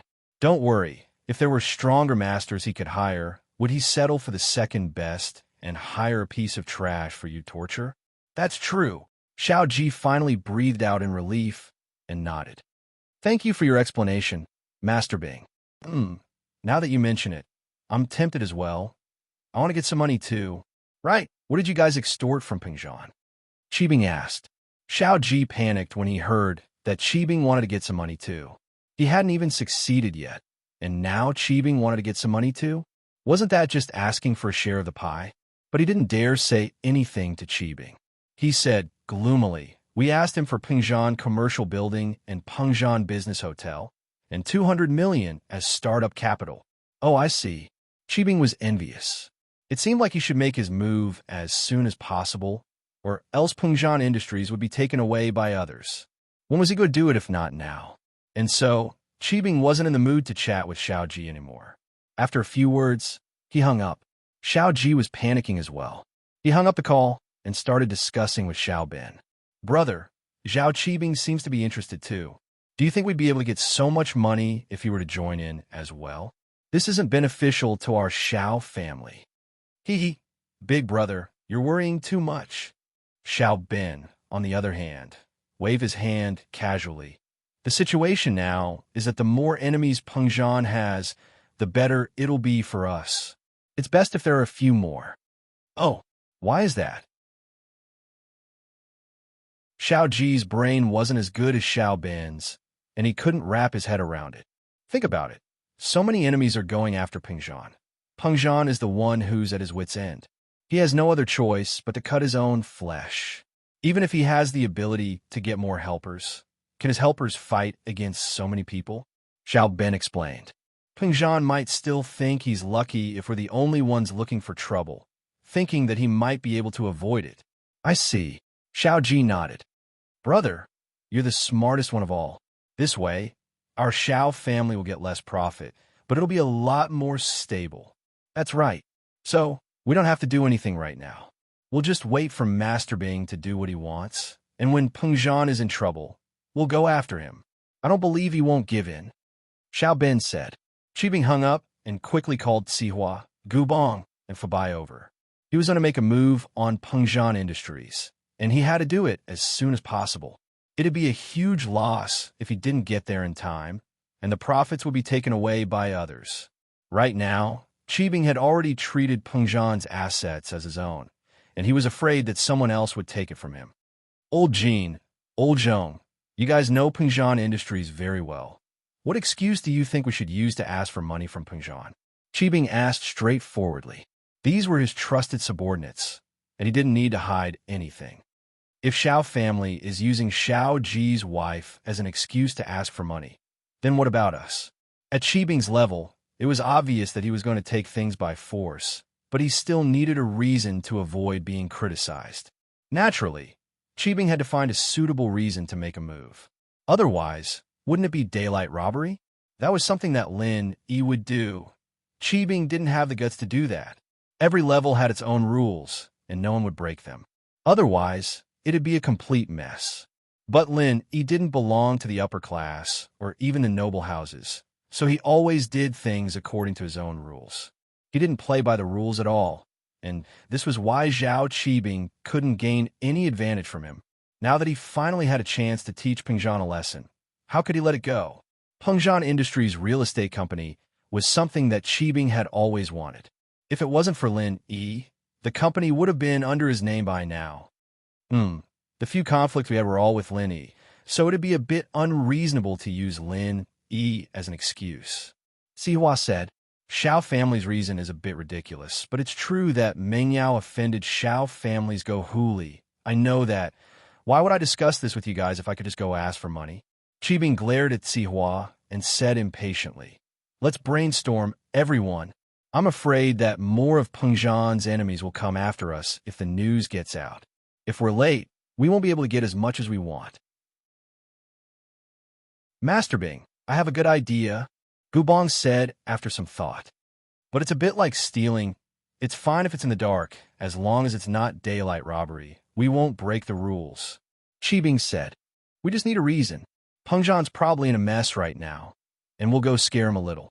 There's no way he won't give in. Chapter 926. Chapter 925. House Yuo, you're saying that we should forge a transfer agreement and have Peng Zhan transfer the company to us, then force him to pay up? Qibing's eyes lit up. Yes, even if he knows that it's fake, he wouldn't dare offend us under such circumstances. We can threaten him that we'll kill his daughter if he dares to make a big deal out of this.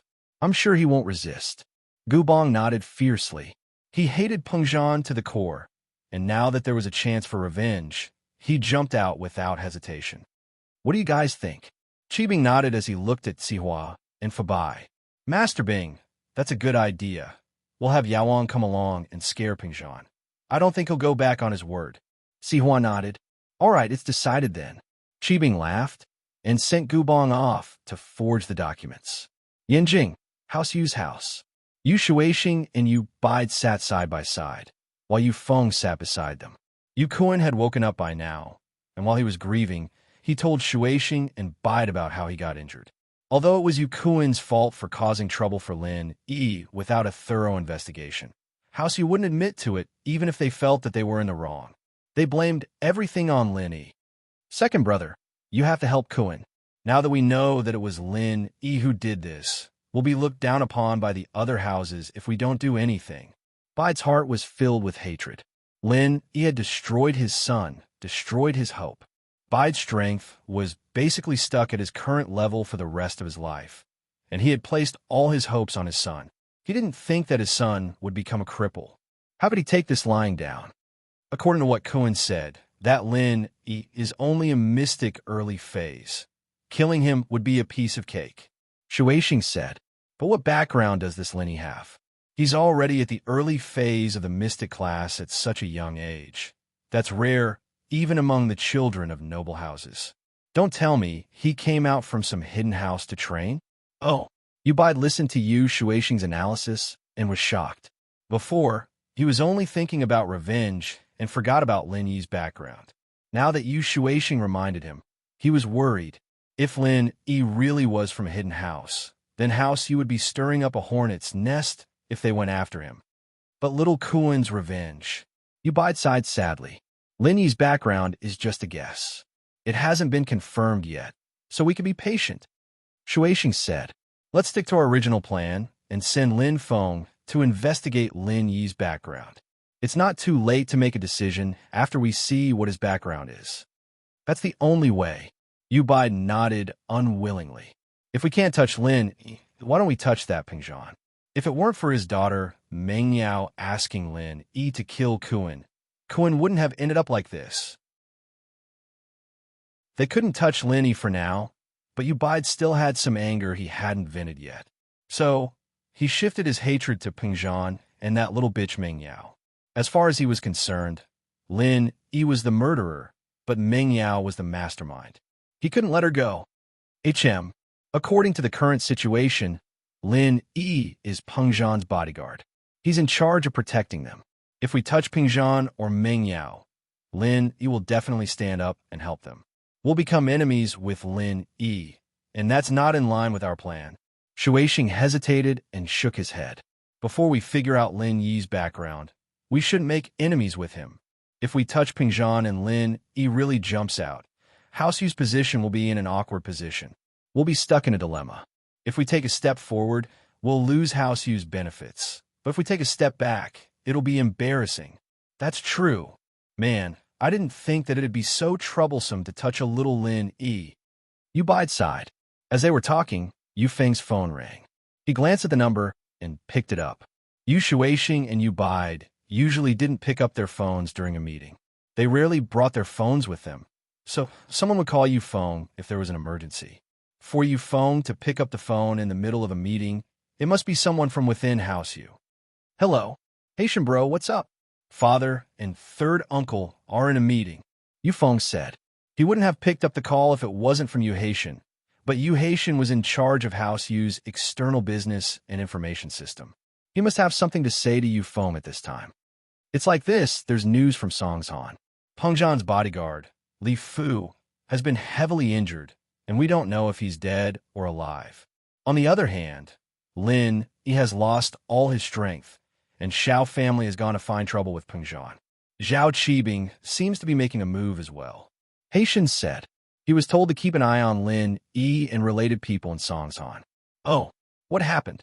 Yu Feng paused after hearing Haitian's words. Did something big happen in Songshan? This is what happened.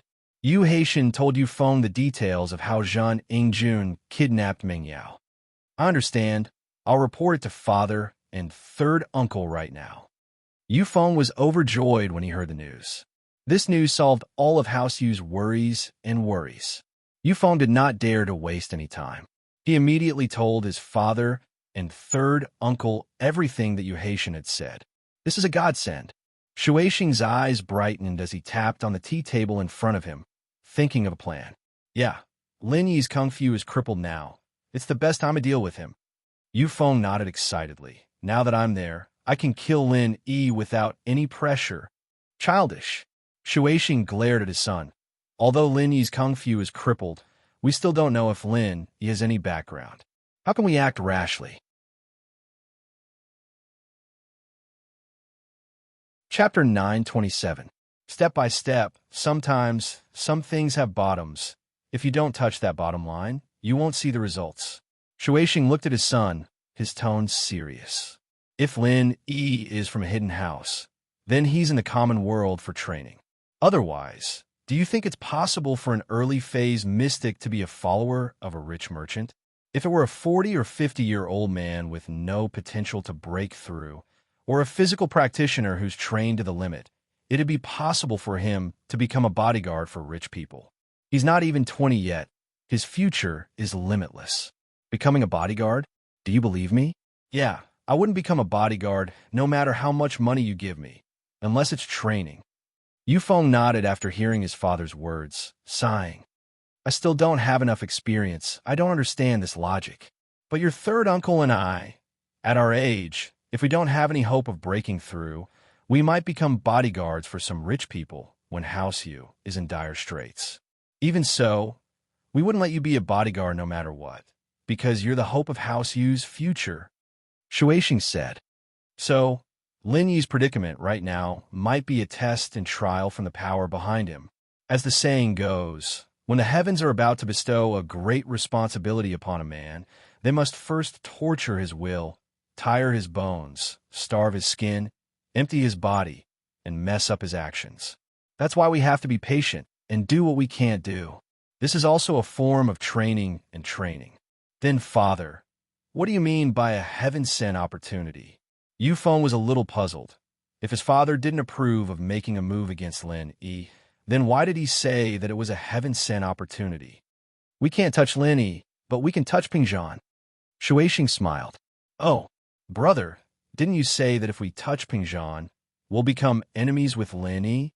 Yubaid was taken aback and couldn't help but ask. That's before Lin Yi's arts were crippled. If we touch Pingzhan, Lin Yi would definitely jump out. Shueishing said, but now, what's the point of jumping out when he's lost all his arts? That's true, but what if the power behind Lin Yi can't take it anymore and appears? Yubaid asked. It doesn't matter if he shows up. We can find out more about Lin Yi. I was afraid that he wouldn't show up. Shueishing smiled, but even if the power behind Lin Yi were to help, they wouldn't be able to do anything to us. We need a reason for everything, and we're after Pingzhan, not Lin Yi. Since they're here, we'll just give them face and let them go. They won't have to take their anger out on House Yu. Besides, House Yu's background isn't something to be messed with. Brilliant. Truly brilliant. Yubaid couldn't help but praise after hearing Shueishing's words. This way, no matter what the result is, House Yu won't be at a disadvantage. If the power behind Lin Yi doesn't show up, we can use this chance to punish House Chu and get some benefits out of them. It wouldn't be a wasted trip. On the other hand, if the power behind Lin Yi shows up, we'll be able to find out more about Lin Yi's background. That's right, that's what I mean, Shueishing said. Next, we just need to think about what we should propose to Pingzhan. House Zhen's asking for too much already. If we, House Yu, don't ask for too much, we'd be wasting this opportunity. Father, I suggest that Pingzhan give up his shares to us and send his daughter over to serve my cousin Yukuan. Yufeng suggested. Leave this to me. Your suggestion isn't bad, but it's best if you don't show yourself yet. You're our trump card, and we need you to deal with Lin Yi. Shueishing said. I'll leave this to you, Bide. Go with Yu Haitian and tell Pingzhan our intentions. Yes, second brother. Yubaid nodded. He was filled with hatred towards Pingzhan, and this time, he had to teach them a lesson. Songshan, Pingzhan's office. Two more uninvited guests. These two were Yao Wang and Sihua. Pingzhan's anger reached its peak as he looked at the agreement the two showed him. How Xiao had just left, and Zhao Qibing's men were already here. One wave after another. One wave after another. Looking at his signature on the agreement, Pingzhan felt a deep sense of helplessness. The signature was his, yes, but this agreement was definitely not signed by him. But it didn't matter anymore. Sihua was obviously here to take it by force. Pingzhan didn't believe that this was a coincidence. The Xiao family had just left, and now Zhao Qibing's men were here. This had been planned for a long time. Mr. Chu, you can't go back on the agreement you signed, can you? Sihua said faintly. When are you going to hand over the real estate company to us? It's written in the agreement that the properties you've developed before, as well as the rest, will be handed over to us. I didn't sign the agreement. You guys know very well. Pingzhan's face was dark. We all know why you're here. You've been plotting against my real estate company, and now you're here to rob me? You sure have a big appetite. Haha, you're wrong, Mr. Chu. I just want to take back what belongs to us. Sihua said faintly. Mr. Chu, don't do anything irrational. Aren't you worried that you'll push me too far by doing this? Pingzhan's anger had reached a certain level. He didn't expect these people to jump out so quickly after Lin Yi and Faubert fell. Push you too far? How do we push you? Sihua grinned leisurely. If you're unhappy, you can call the police. Right, Yao Wang? Yes, but you have to be careful in the future, Mr. Chu. I didn't manage to poison your daughter last time, but I might not be able to do it next time. Yao Wang said faintly. Lin Yi without Qi. Let's see how he'll be able to save her. It's you. Peng Zhan's face froze as he looked at Yao Wang angrily. But Yao Wang didn't seem to care about Peng Zhan at all.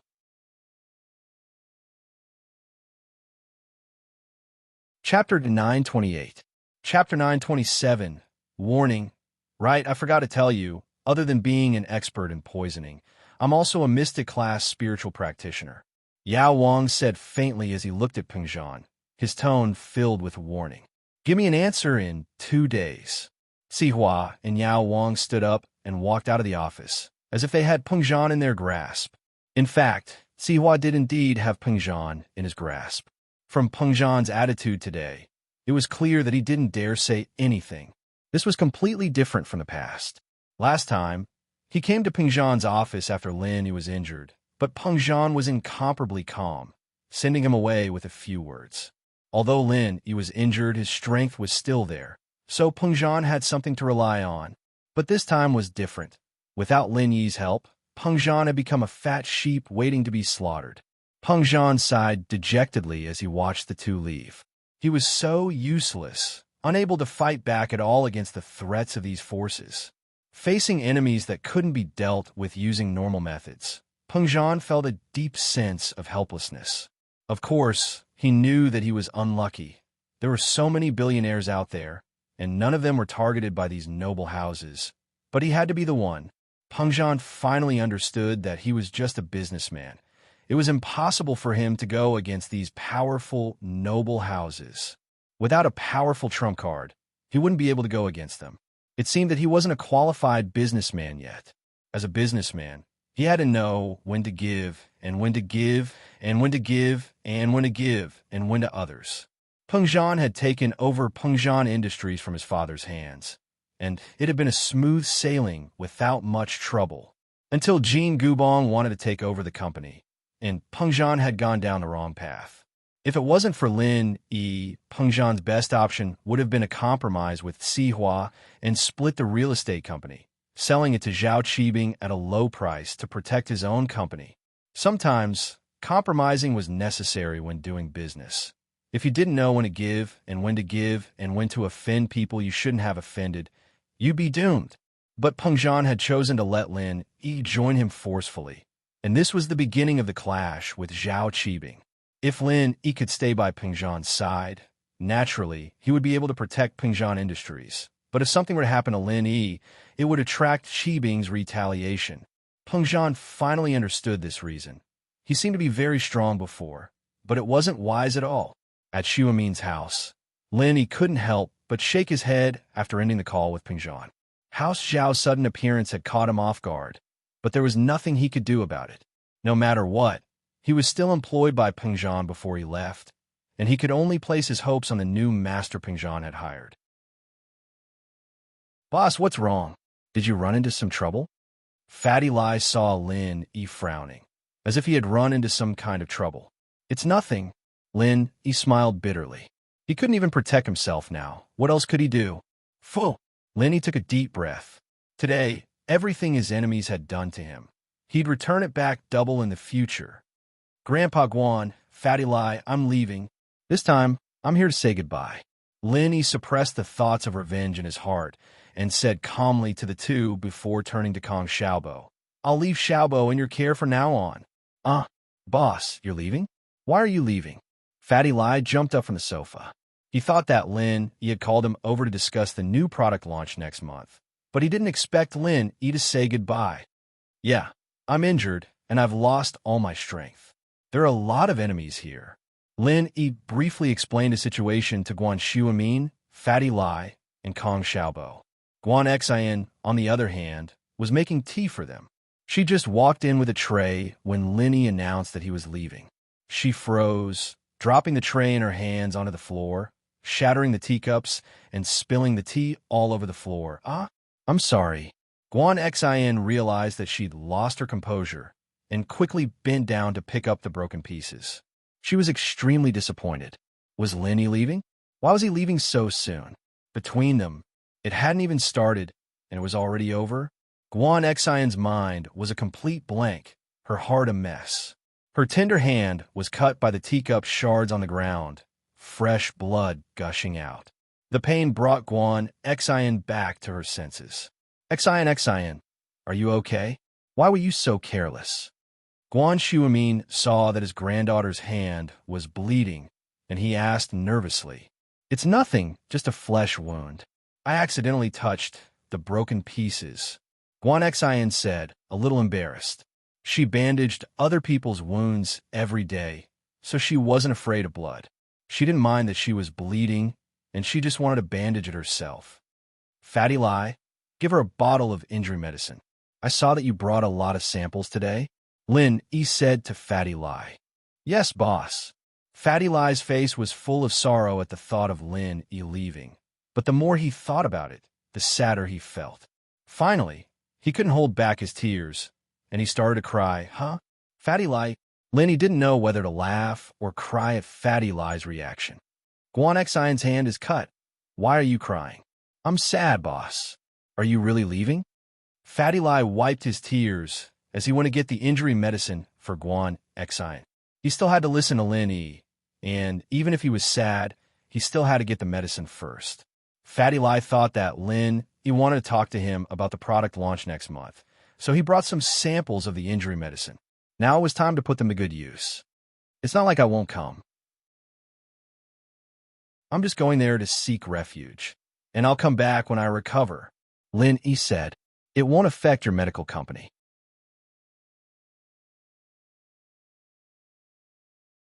Chapter 929. Chapter 928. Guan Shuamin's suggestion. Kong Xiaobo was the first to know that Lin Yi was leaving. He had heard the news from Tang Yun. Tang Yun was the one who told Lu Xinwen and Xiaofan that she was going back to his hometown with Lin Yi. Naturally, Kong Xiaobo knew that Lin Yi was leaving. Although he appeared calm and resolute, he felt exceptionally sad in his heart. He hadn't known Lin Yi for long, but Lin Yi treated him as a brother and a friend. And Kong Xiaobo also treated Lin Yi as his boss. The changes that Lin Yi brought to him were too big. In just a month, he not only gained confidence, but he also had his own career. This was unimaginable in the past. However, no matter how much he didn't want to leave Lin Yi, he couldn't persuade him to stay. Tang Yun had tried to persuade him to stay, but in the end, she still left with Lin Yi. Kong Xiaobo even had the urge to bring Xiaofan to follow Lin Yi, but he suppressed the thought rationally. It wasn't loyalty, it was nonsense. Lin Yi was going back to seek refuge and recover his strength. What was he going to do? He might as well stay here and work hard to manage the company for Lin Yi. This was what he should be doing, and it was what Lin Yi was happy to see. "All right, stop crying." Lin Yi knew that Fatty Lai was a crybaby. It wasn't strange for him to wipe his tears at the drop of a hat. Guan Shuamin, who had been silent all this time, suddenly opened his mouth.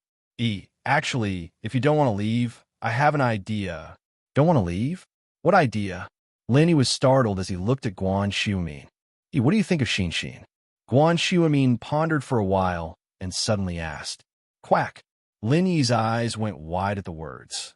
Lin Yi had been hesitant when Peng Zhan told him this, but now that Shuamin was saying the same thing, how could Lin Yi not know what he was getting at? Was Guan Shuamin looking for a grandson-in-law as well? "Sweat, it seems like I'm very popular." "Grandpa Guan, why are you asking this all of a sudden?" But Lin Yi pretended like he didn't understand. "Guan Xian's pretty. She's a good cook." Guan Xian, who was applying medicine to herself, tensed up when she heard her grandpa's words. How could she not know what her grandpa was thinking? Her grandfather wanted to betroth her to Lin Yi. Guan Xian was well aware of that. It was just that Lin Yi already had a girlfriend, so Guan Xian wasn't too clear about it. Hearing her grandpa talk to Lin Yi in such a serious manner today, Guan Xian's heart skipped a beat.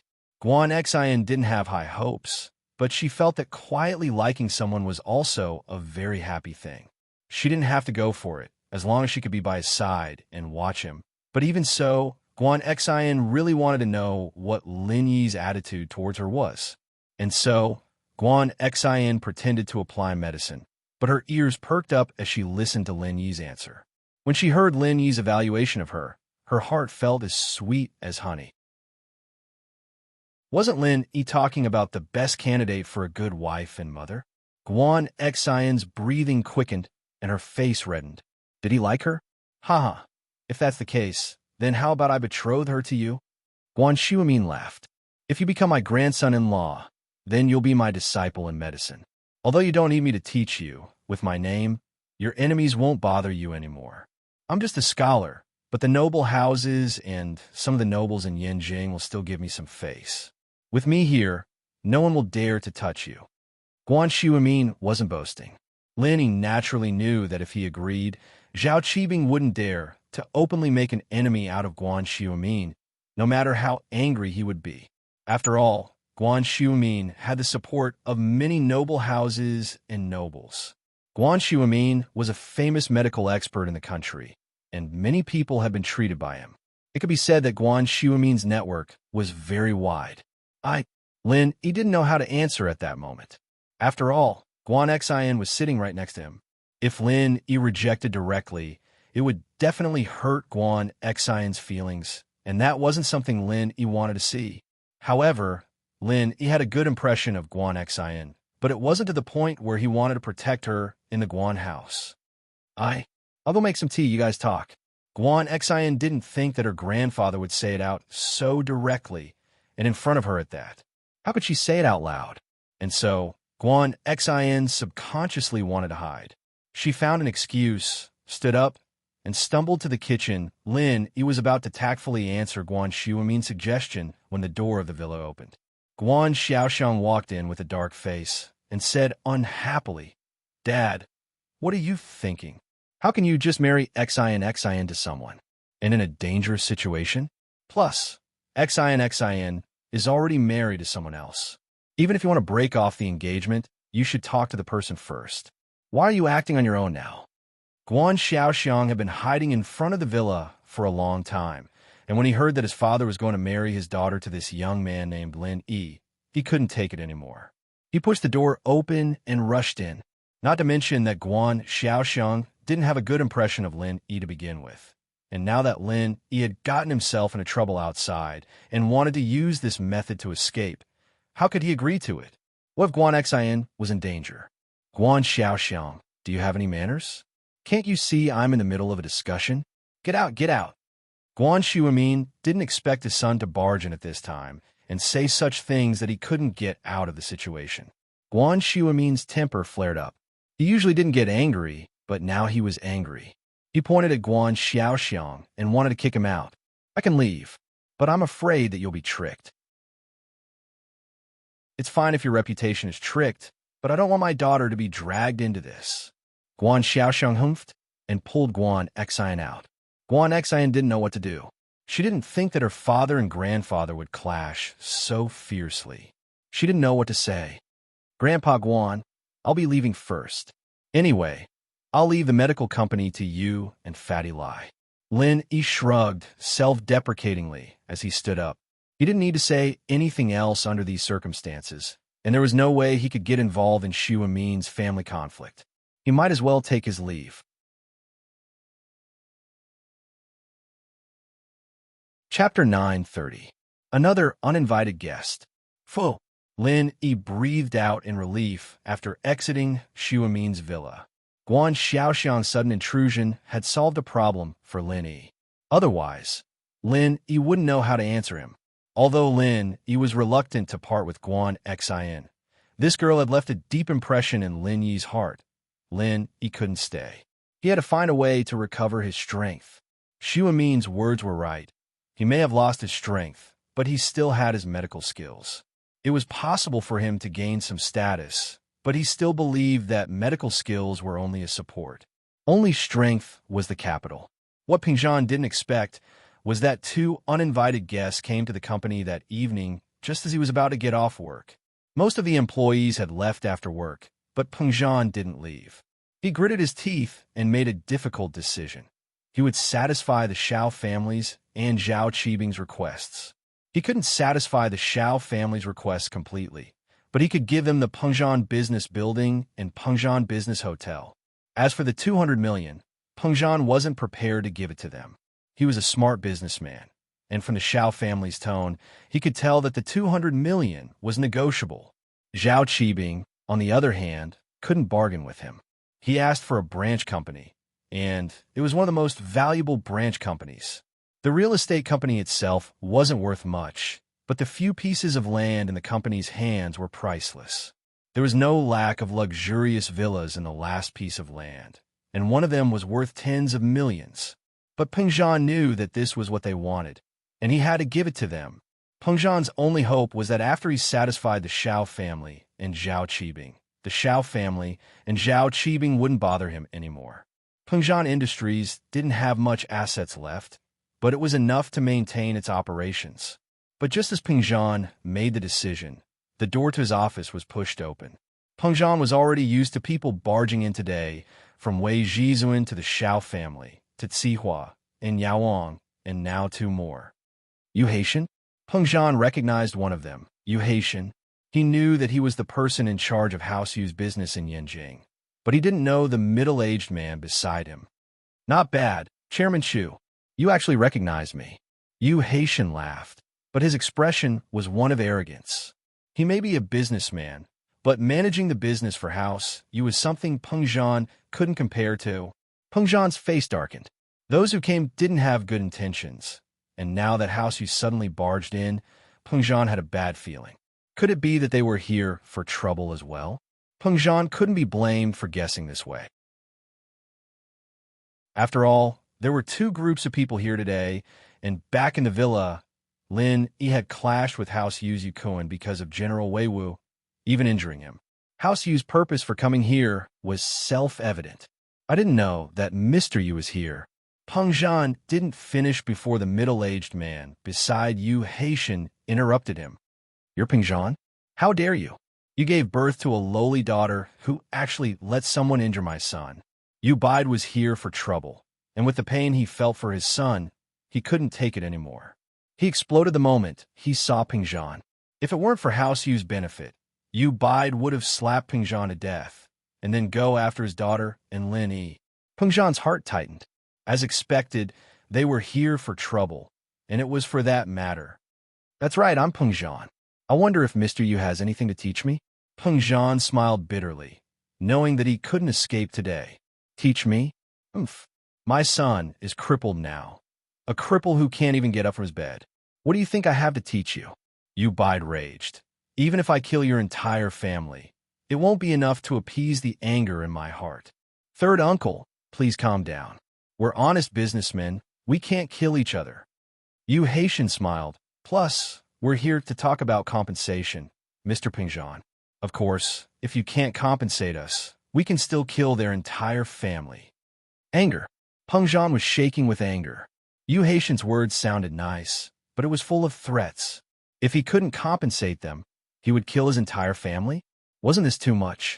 However, facing the head of the 4 big and 5 small houses, House Yu, Peng Zhan didn't have any temper at all. Peng Zhan didn't doubt that House Yu's words were just to scare him. If House Yu killed him, it would be as easy as stepping on an ant. At most, if they investigated, there would be countless people who would take the blame. Yu Kuan was the one who trespassed, yet he blamed it on Peng Zhan when he got injured. Peng Zhan felt wronged. But you can't reason with House Yu.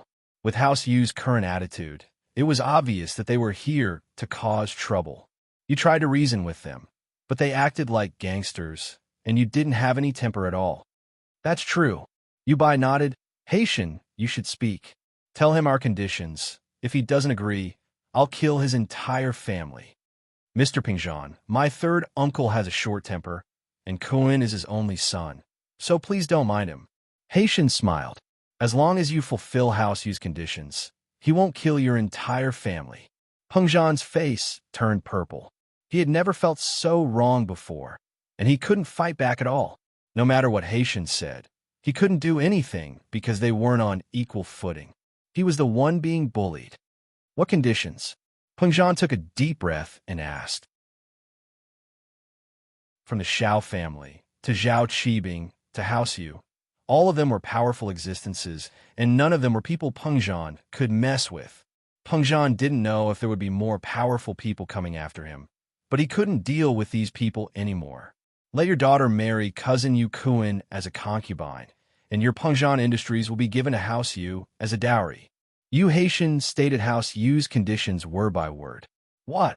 Pengzhan was shocked, and his face changed.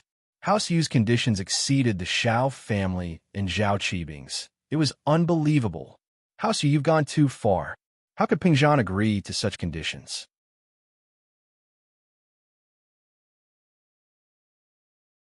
Chapter 9:31. That's bullying you. Mr. Yu, don't you think that this condition is a bit too much? Pengzhan asked in a low voice. Too much.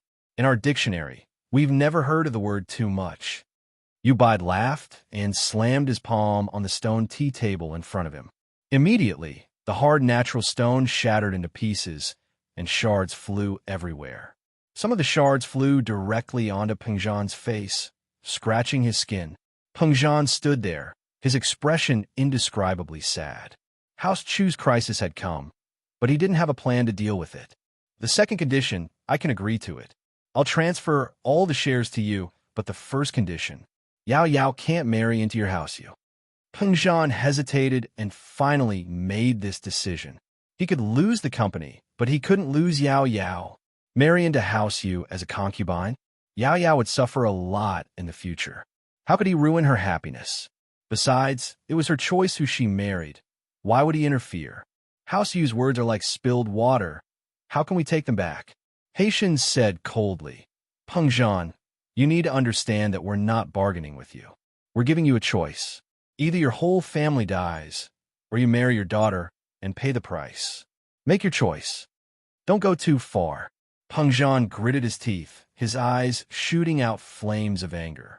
He clenched his fists tightly, his body shaking uncontrollably. What do you mean by going too far? Yu Bide smiled. So what if we're bullying you? You could do whatever you want. You can find people, helpers, but let's see who dares to cause trouble for House Yu. Don't forget the identity behind House Yu. The rules of the common world don't work on hidden houses. Yu Bide's words hinted that if Pengzhan had any help, he should bring it out as soon as possible. Stop hiding it. He wanted to lure out the power behind Lin Yi.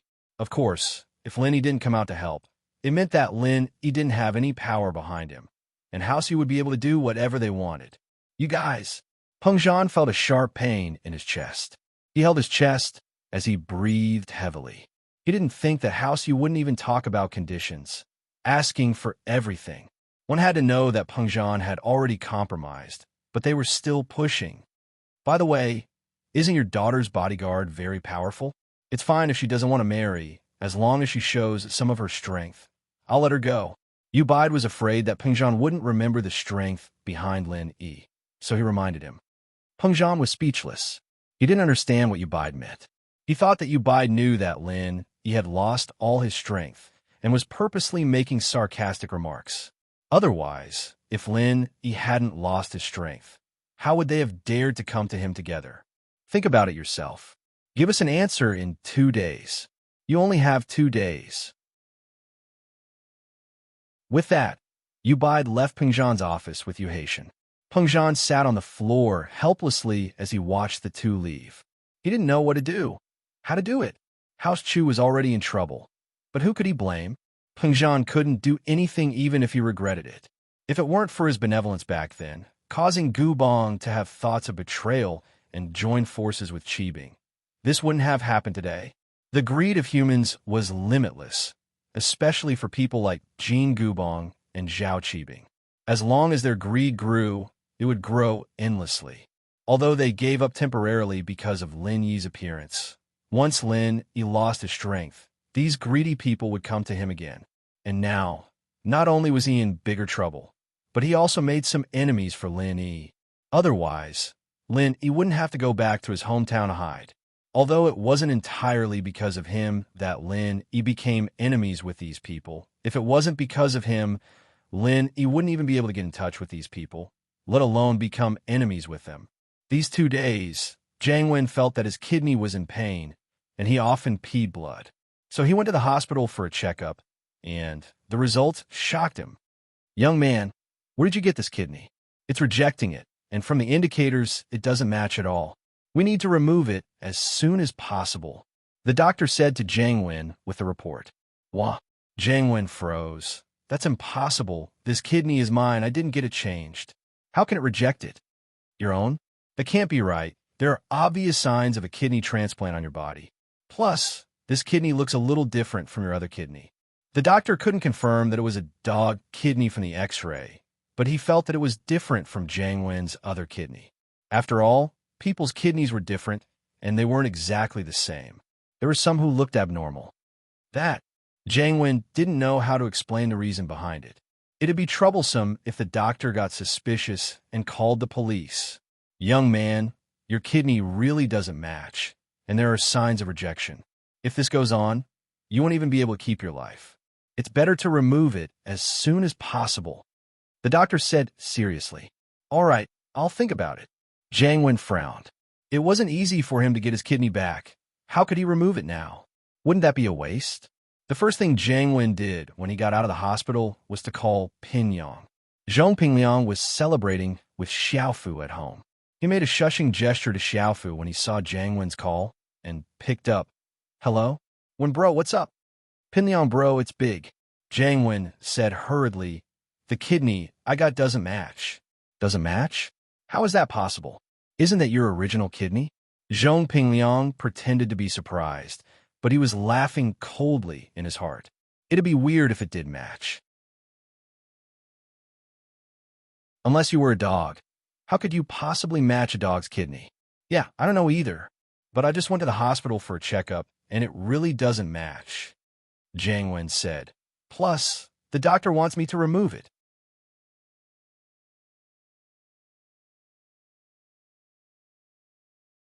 Chapter 9:32.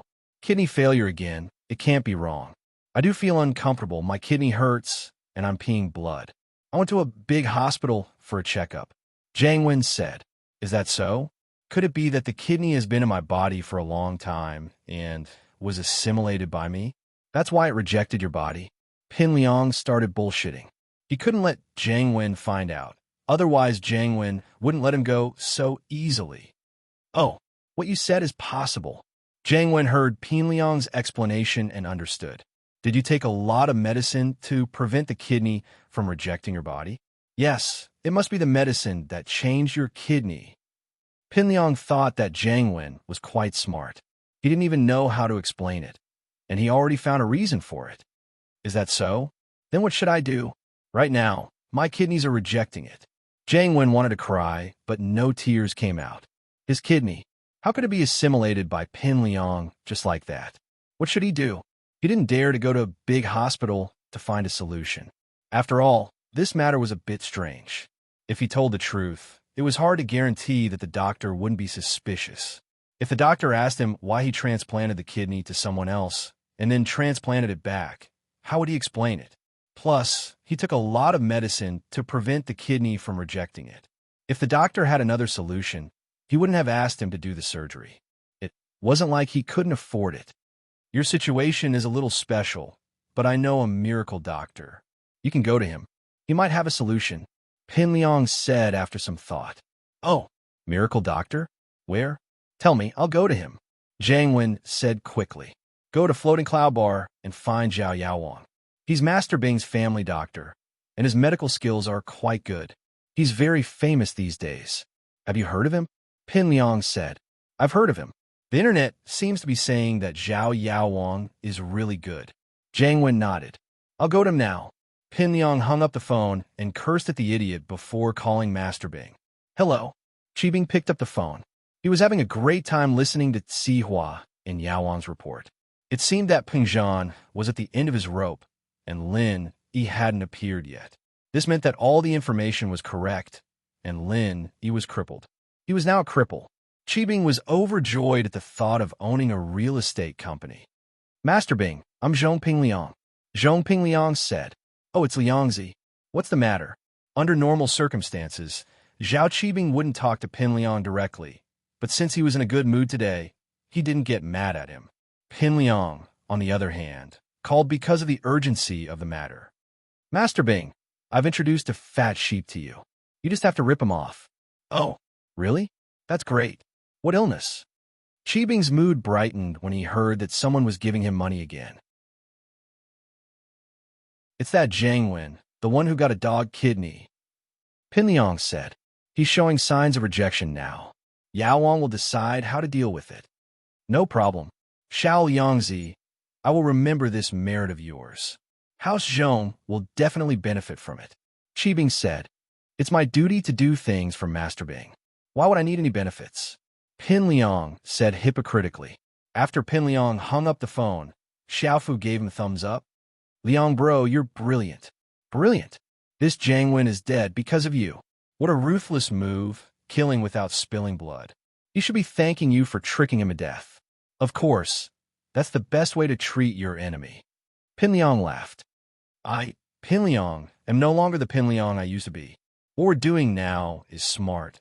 Unlike before, where we only knew how to do things recklessly. Yeah, Liang bro, I've noticed that you're getting smarter and smarter. Xiaofu nodded. Haha, come, let's continue celebrating Lin Yi's death and Peng Zhan's fall. Pinliang raised his glass. Cheers, Xiaofu said happily. Right, Liang bro, you said that Lin Yi is like this now. Why don't we go and kick him a little and get some benefits back? What for? You idiot. Pinliang glared at Xiaofu. Why can't your IQ grow like mine? Why are you still at kindergarten level? Do you dare go to elementary school level? I haven't been through life and death. I don't have opportunities like you. Liang bro, Xiaofu laughed dryly. But why can't we go? First of all, don't underestimate that Lin Yi. He's able to toy with us like this, even crippling me. He's no ordinary person. Pinliang humphed. That kid's the best at pretending to be weak. Did you forget how badly he played us? That's true. But this time he lost his strength, right? Xiaofu nodded, then shook his head. Lost? How do you know? Pinliang said. How do you know if he's really gone or not? What if he's lying? It's not like he hasn't done it before. Master Bing thought that he lost his strength last time, but what happened? The skyscraper collapsed again. I see. Xiaofu thought about it. It made sense, but he still asked. But why hasn't Lin Yi done anything yet? I don't understand that kid. He's not like that idiot Jiangwen who I can play with. Pinliang shook his head. In other words, I'm traumatized.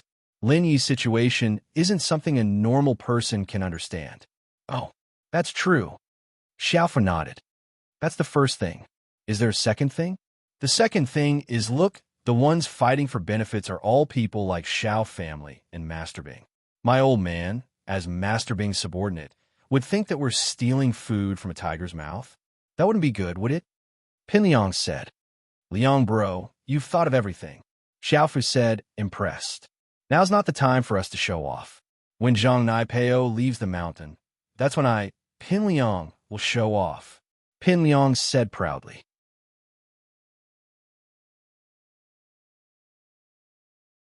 Chapter 9:33. Too evil. Jiangwen had been very happy these past few days. Not only did he get his kidney back, but he also got the underground arena that the Fire Wolves promised him.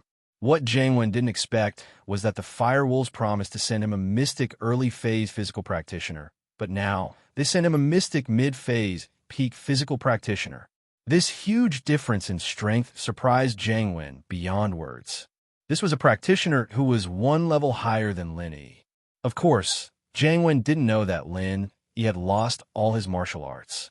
He had been focusing on his kidney these past few days, and he didn't have the mood to ask about other things. However, when Jiangwen found out that his kidney didn't match, he came back to reality from his fantasy. He didn't have the mood to think about other things anymore. He rushed to the floating cloud bar and saw Master Bing and Yao Wang. Jiangwen knew Master Bing and Sihua. They even worked together to sell their kidneys, so they weren't strangers. Jiangwen told them his purpose as soon as he entered the bar. Master Bing and Yao Wang, who already knew the truth, pretended to be surprised as they looked at Jiangwen. Master Wen, didn't you get your kidney back? How can it not match? I don't know. It's like this. Zhong Pingyang said that it might be because my kidney was in his body for too long, and it's assimilated. Jiangwen said with a bitter face. The hospital can't do anything now. They want me to have a kidney resection, but I don't want to lose my kidney. This is my original kidney, and if it's removed, wouldn't I be getting it back for nothing? So, I can only go to Yao Wang. I heard that Yao Wang is a great doctor. Do you have a way? The kidney doesn't match? Yao Wang had received a hint from Master Bing that Jiang Wen was quite rich, and he had to think of a way to get some money from him. However, Yao Wang didn't have any good ideas for Jiang Wen's current situation. His kidney wasn't even his, it was a dog's. What could he do? When Zhong Pingliang called, Yao Wang and Master Bing were discussing a solution, but they couldn't think of anything good. After all, human kidneys and dog kidneys were completely different. No matter how powerful Yao Wang was, he couldn't make them match. I'll give you a check first. The Medicine King pondered for a solution. He couldn't let this fat sheep escape. Even if the Medicine King was a swindler, his methods of swindling money were not random. Although he cheated people of their money, he also planted other diseases in them while curing their illnesses so that he could continue to cheat them of their money. But the problem now was that he couldn't cure Jiang Wen's illness. This was not an illness at all. It was just that the organs did not match. There was no other way but to remove it. No matter how powerful he was, there was no way he could create a compatible kidney for Jiang Wen. What do you think? Yao Wang, do you have any ideas? Jiang Wen saw the frown on Yao Wang's face, and his heart sank. He asked carefully. He didn't know that Yao Wang had no ideas at all. The reason why he frowned was because he couldn't find a way to cheat him of his money. That's not easy. Yao Wang shook his head pretentiously. Your kidney has already been assimilated to a great extent. Yeah, otherwise I wouldn't have come to you, Yao Wang. I heard that Zhun Ingjuan's crooked mouth and eyes were fixed by you. Can you fix my kidney too? Jiang Wen begged. I really don't want to lose this kidney again. Fix it a little. Yao Wang sighed. How was he supposed to fix this thing? This kidney wasn't even his. How was he supposed to fix it? Yao Wang didn't have any ideas. Although he could get some money out of Jiang Wen temporarily, his reputation would be ruined if Jiang Wen found out that the kidney was still rejecting him. Yao Wang cared about long-term profits, not short-term profits. He couldn't ruin his future business just because of Jiang Wen. I'm afraid that you will have to remove it. Yao Wang sighed and shook his head. Can I not remove it? Jiang Wen was on the verge of crying. He didn't think that even the famous Yao Wang couldn't do anything about it. If I don't remove you, the Medicine King wanted to say that it would be useless to keep it in his body if he did not cut it. However, he suddenly had an idea and thought of a brilliant idea. Wasn't Jiang Wen trying to keep this kidney in his body? It didn't matter if he didn't remove it. As long as he used his pure qi to seal the meridians around the kidney and make it useless, everything would be fine. As long as the nutrition of the kidney was maintained, it wouldn't die. However, it wouldn't function like a normal kidney. That was what Jiang Wen wanted. One kidney wasn't going to kill him. Jiang Wen wouldn't be able to tell if this kidney didn't function. He could just tell him that it was fixed. He was really evil. How could he come up with such a wicked idea? He was Yao Wang after all. Plus, this method was very secretive. Only people with pure qi would be able to do it. Normal people wouldn't even think of this method. Those who didn't know would think that Jiang Wen's kidney had recovered. So Yao Wang wasn't afraid of Jiang Wen going to the hospital for a checkup. What's wrong? Yao Wang, have you thought of a way to save me? Jiang Wen paused when he saw Yao Wang in deep thought.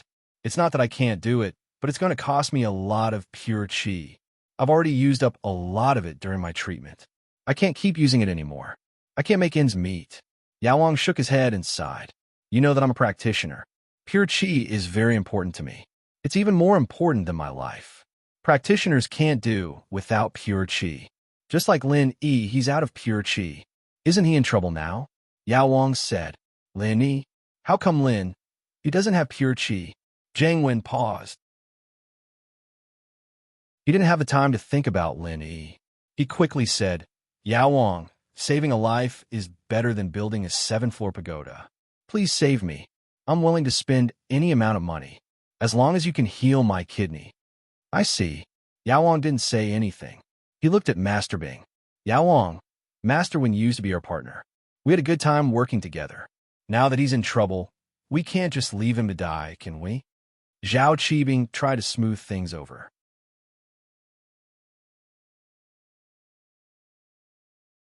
Chapter 9:34.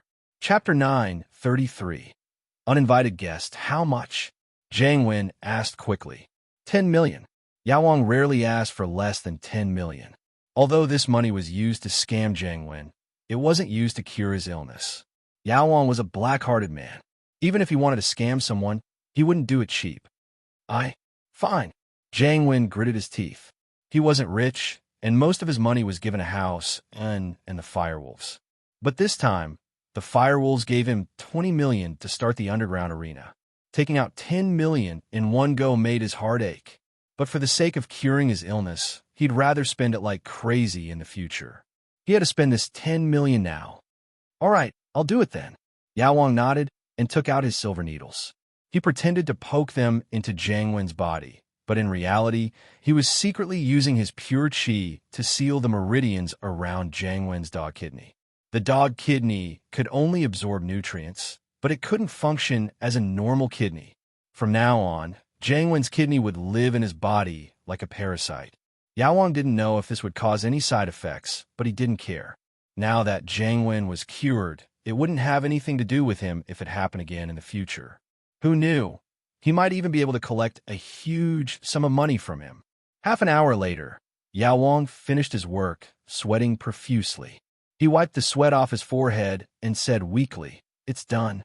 But I've used too much pure qi. I need to rest." Jiang Wen felt that his kidney wasn't hurting anymore after Yao Wang's work. It was really effective. He was overjoyed. "That's it. Thank you, Yao Wang. Thank you, Yao Wang. Wow. I've finally become a normal person with 2 kidneys." "Yeah, congratulations, Master Wen," Zhao Qibing said with a smile that didn't reach his eyes. In his heart, he was cursing the kid for being an idiot. "Master Bing, I'll transfer the money to you when I get back. You won't doubt my reputation, right?" Jiang Wen came in a hurry and didn't bring any money with him. He didn't use the phone transfer service. "It doesn't matter. We are also long-term partners. I know your credibility." Zhao Qibing waved his hand. "Just transfer it back to me when you get back. You've given me quite a lot of money in the past." "No problem." Jiang Wen was thinking that he'd go back and try again to see if his kidney had recovered. If it really didn't hurt anymore, he'd transfer the money to Zhao Qibing. Now that his kidneys were healed, he remembered what Yao Wang said about Lin Yi. He asked curiously, "Master Bing, what did Yao Wang say about Lin Yi? Is he out of true qi?" "You don't know." Zhao Qibing froze. He was the one who spread the news that Lin Yi's martial arts were crippled.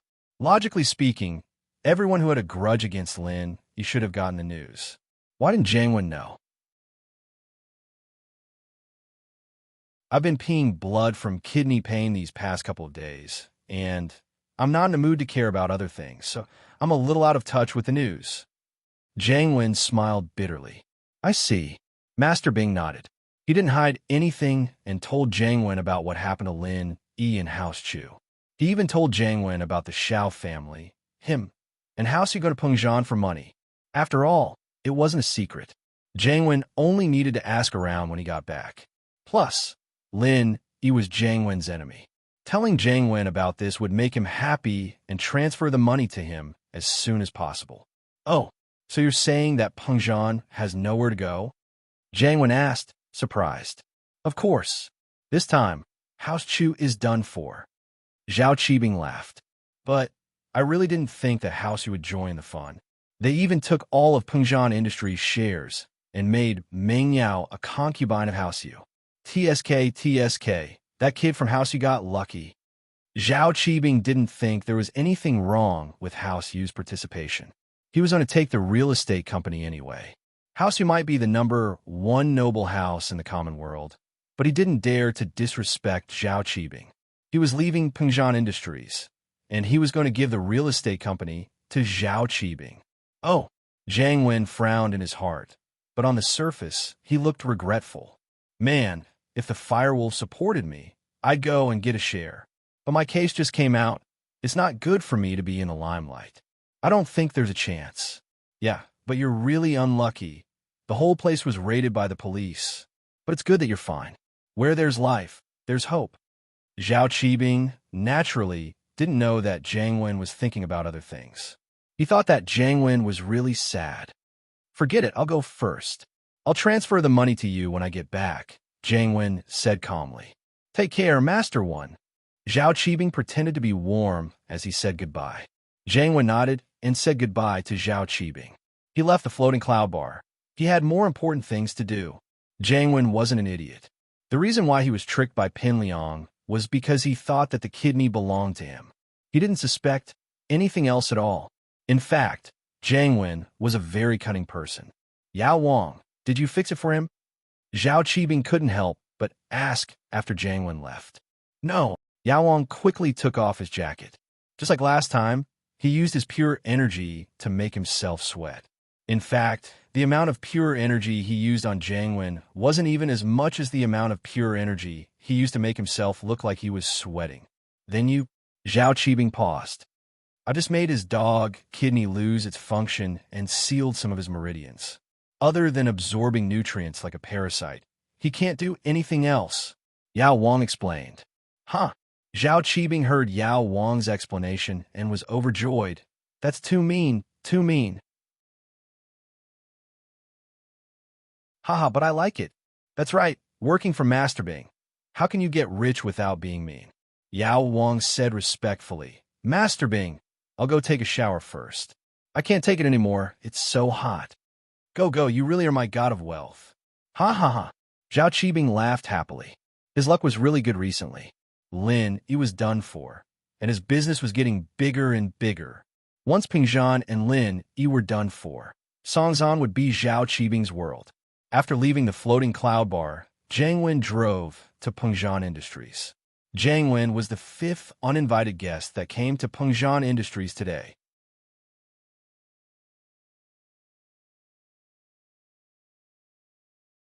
Chapter 9:35.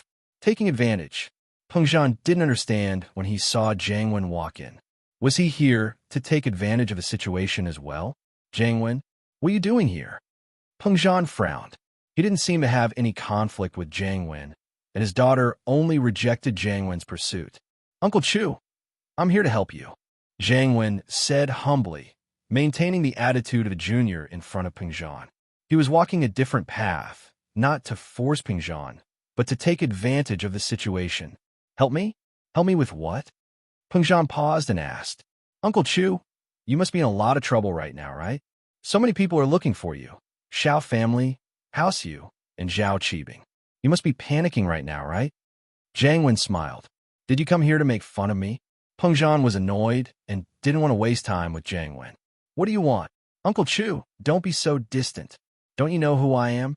I've been Yao Yao's childhood friend since we were young, and I love her so much that I came here to help when I heard you were in trouble. Jiang Wen said. How are you going to help me? Pengzhan asked patiently. Uncle Chu, the reason why things have turned out this way is because that kid Lin is useless. He doesn't have any strength, and that's why your enemies came at the same time. Jiang Wen said, everyone kicks a man when he's down, and that's the logic of beating a dog when it's down. If Lin, he hadn't lost his strength, would these people still be looking for trouble? Aren't you spouting nonsense? If Lin, he was the same as before, why would they be looking for trouble? Pengzhan wasn't happy. Beating a dog when it's down? Are you saying that I'm a dog? But Pengzhan's temper was gone, and he didn't want to argue with Jiang Wen anymore. That's why. If you had a strong backer, wouldn't your problems be solved? Jiang Wen smiled. A powerful backer? Where's the big backer? Pengzhan humphed impatiently.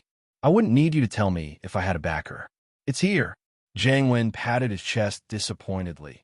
Uncle Chu, your big support is me. You? Pengzhan frowned. Yes, you still don't know my real background, do you? Jiang Wen introduced himself proudly. Howson, we're working for the Firewolf Gang now. You must have heard of the Firewolf Gang? Naturally, Chu Pengzhan had heard of the Firewolves before. They were the biggest gang in the north, but they were rather secretive. They controlled a lot of businesses in the dark, but they never did anything personally. They were the kind of gang that people wouldn't easily know about. But Pengzhan had heard that the Firewolves were very powerful, and many big houses had to give them face. Firewolf Gang? Can you get the Firewolves to help me? Pengzhan asked. Of course not. Jiang Wen shook his head awkwardly. Then what's the point of saying this? Peng Zhan felt that Jiang Wen was up to no good at this time, so he didn't give him a good face. Jiang Wen laughed dryly.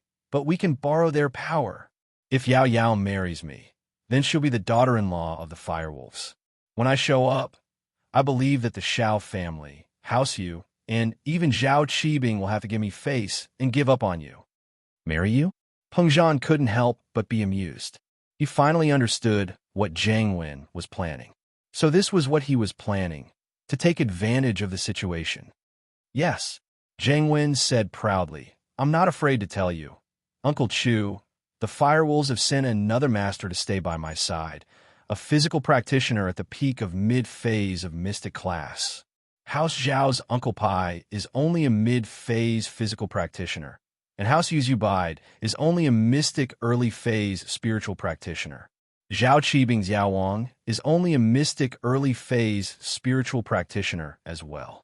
Plus, he's an expert in medicine, so he's not even worth mentioning when it comes to actual combat. Peng Zhan froze. He didn't expect Jiang Wen to have such a master by his side. No wonder he dared to talk terms with him. I didn't expect you to have such a powerful master by your side. Peng Zhan nodded and said faintly, Yes, Uncle Chu, what do you think? As long as Yao Yao marries me, I'll announce to the public that I, Jiang Wen, am your son-in-law.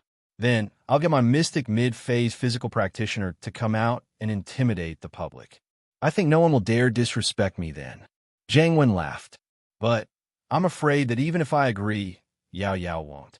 Peng Zhan, however, rejected Jiang Wen's suggestion. So, Jiang Wen, please leave. Why? Jiang Wen froze. He didn't expect Peng Zhan to reject his suggestion. When he first came here, he was full of confidence. As far as he knew, Peng Zhan was at his wit's end. Other than accepting his suggestion, only death awaited him. But Peng Zhan really rejected it. Jiang Wen panicked. Uncle Chu, what do you mean by this? Don't you want to protect Peng Zhan Industries anymore? To me, Yao Yao's happiness is more important than Peng Zhan Industries. Peng Zhan shook his head. Working with Jiang Wen was like asking a tiger for its skin. Especially after knowing Jiang Wen's dark background, Peng Zhan didn't want to work with him anymore. Plus, Yao Yao wouldn't agree to marry Jiang Wen. What was the difference between that and marrying in a House Yu? With Yao Yao's personality, she would rather die than marry in a House Yu. But even if Yao Yao doesn't marry me, she still has to marry in a House Yu. Jiang Wen said unwillingly. Could it be that Uncle Chu already has a plan? No. Peng Zhan shook his head decisively. But Yao Yao won't marry into House Yu. Jiang Wen heard Peng Zhan's words and calmed down. So Peng Zhan didn't have any other plan.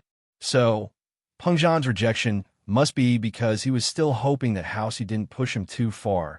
So Peng Zhan must think that he could negotiate with House Yu again.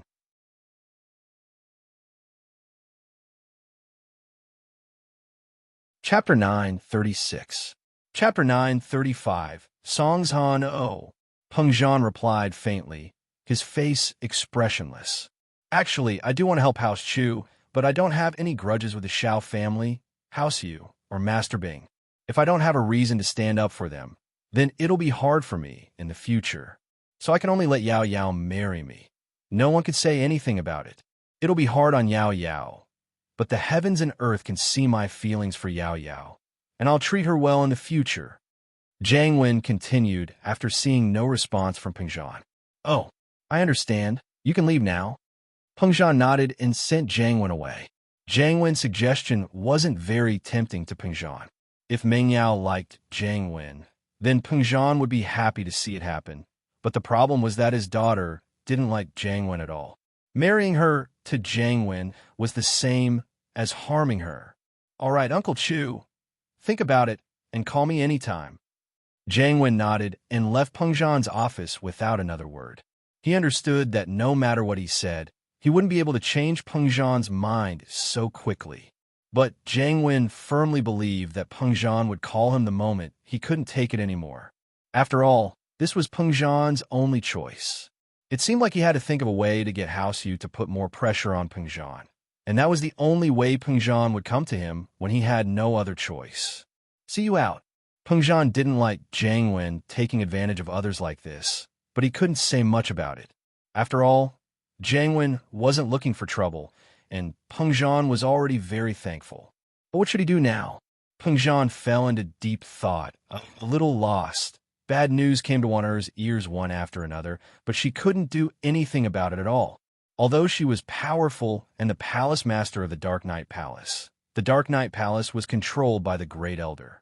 Without the Great Elder's permission, no one could go down the mountain without permission. Palace Master One Air sat uneasily in the pavilion. At this moment, she didn't have the heart to train. Her heart had already flown to Songshan City. If she could fly, she would definitely fly there. Palace Master, Elderly is here again.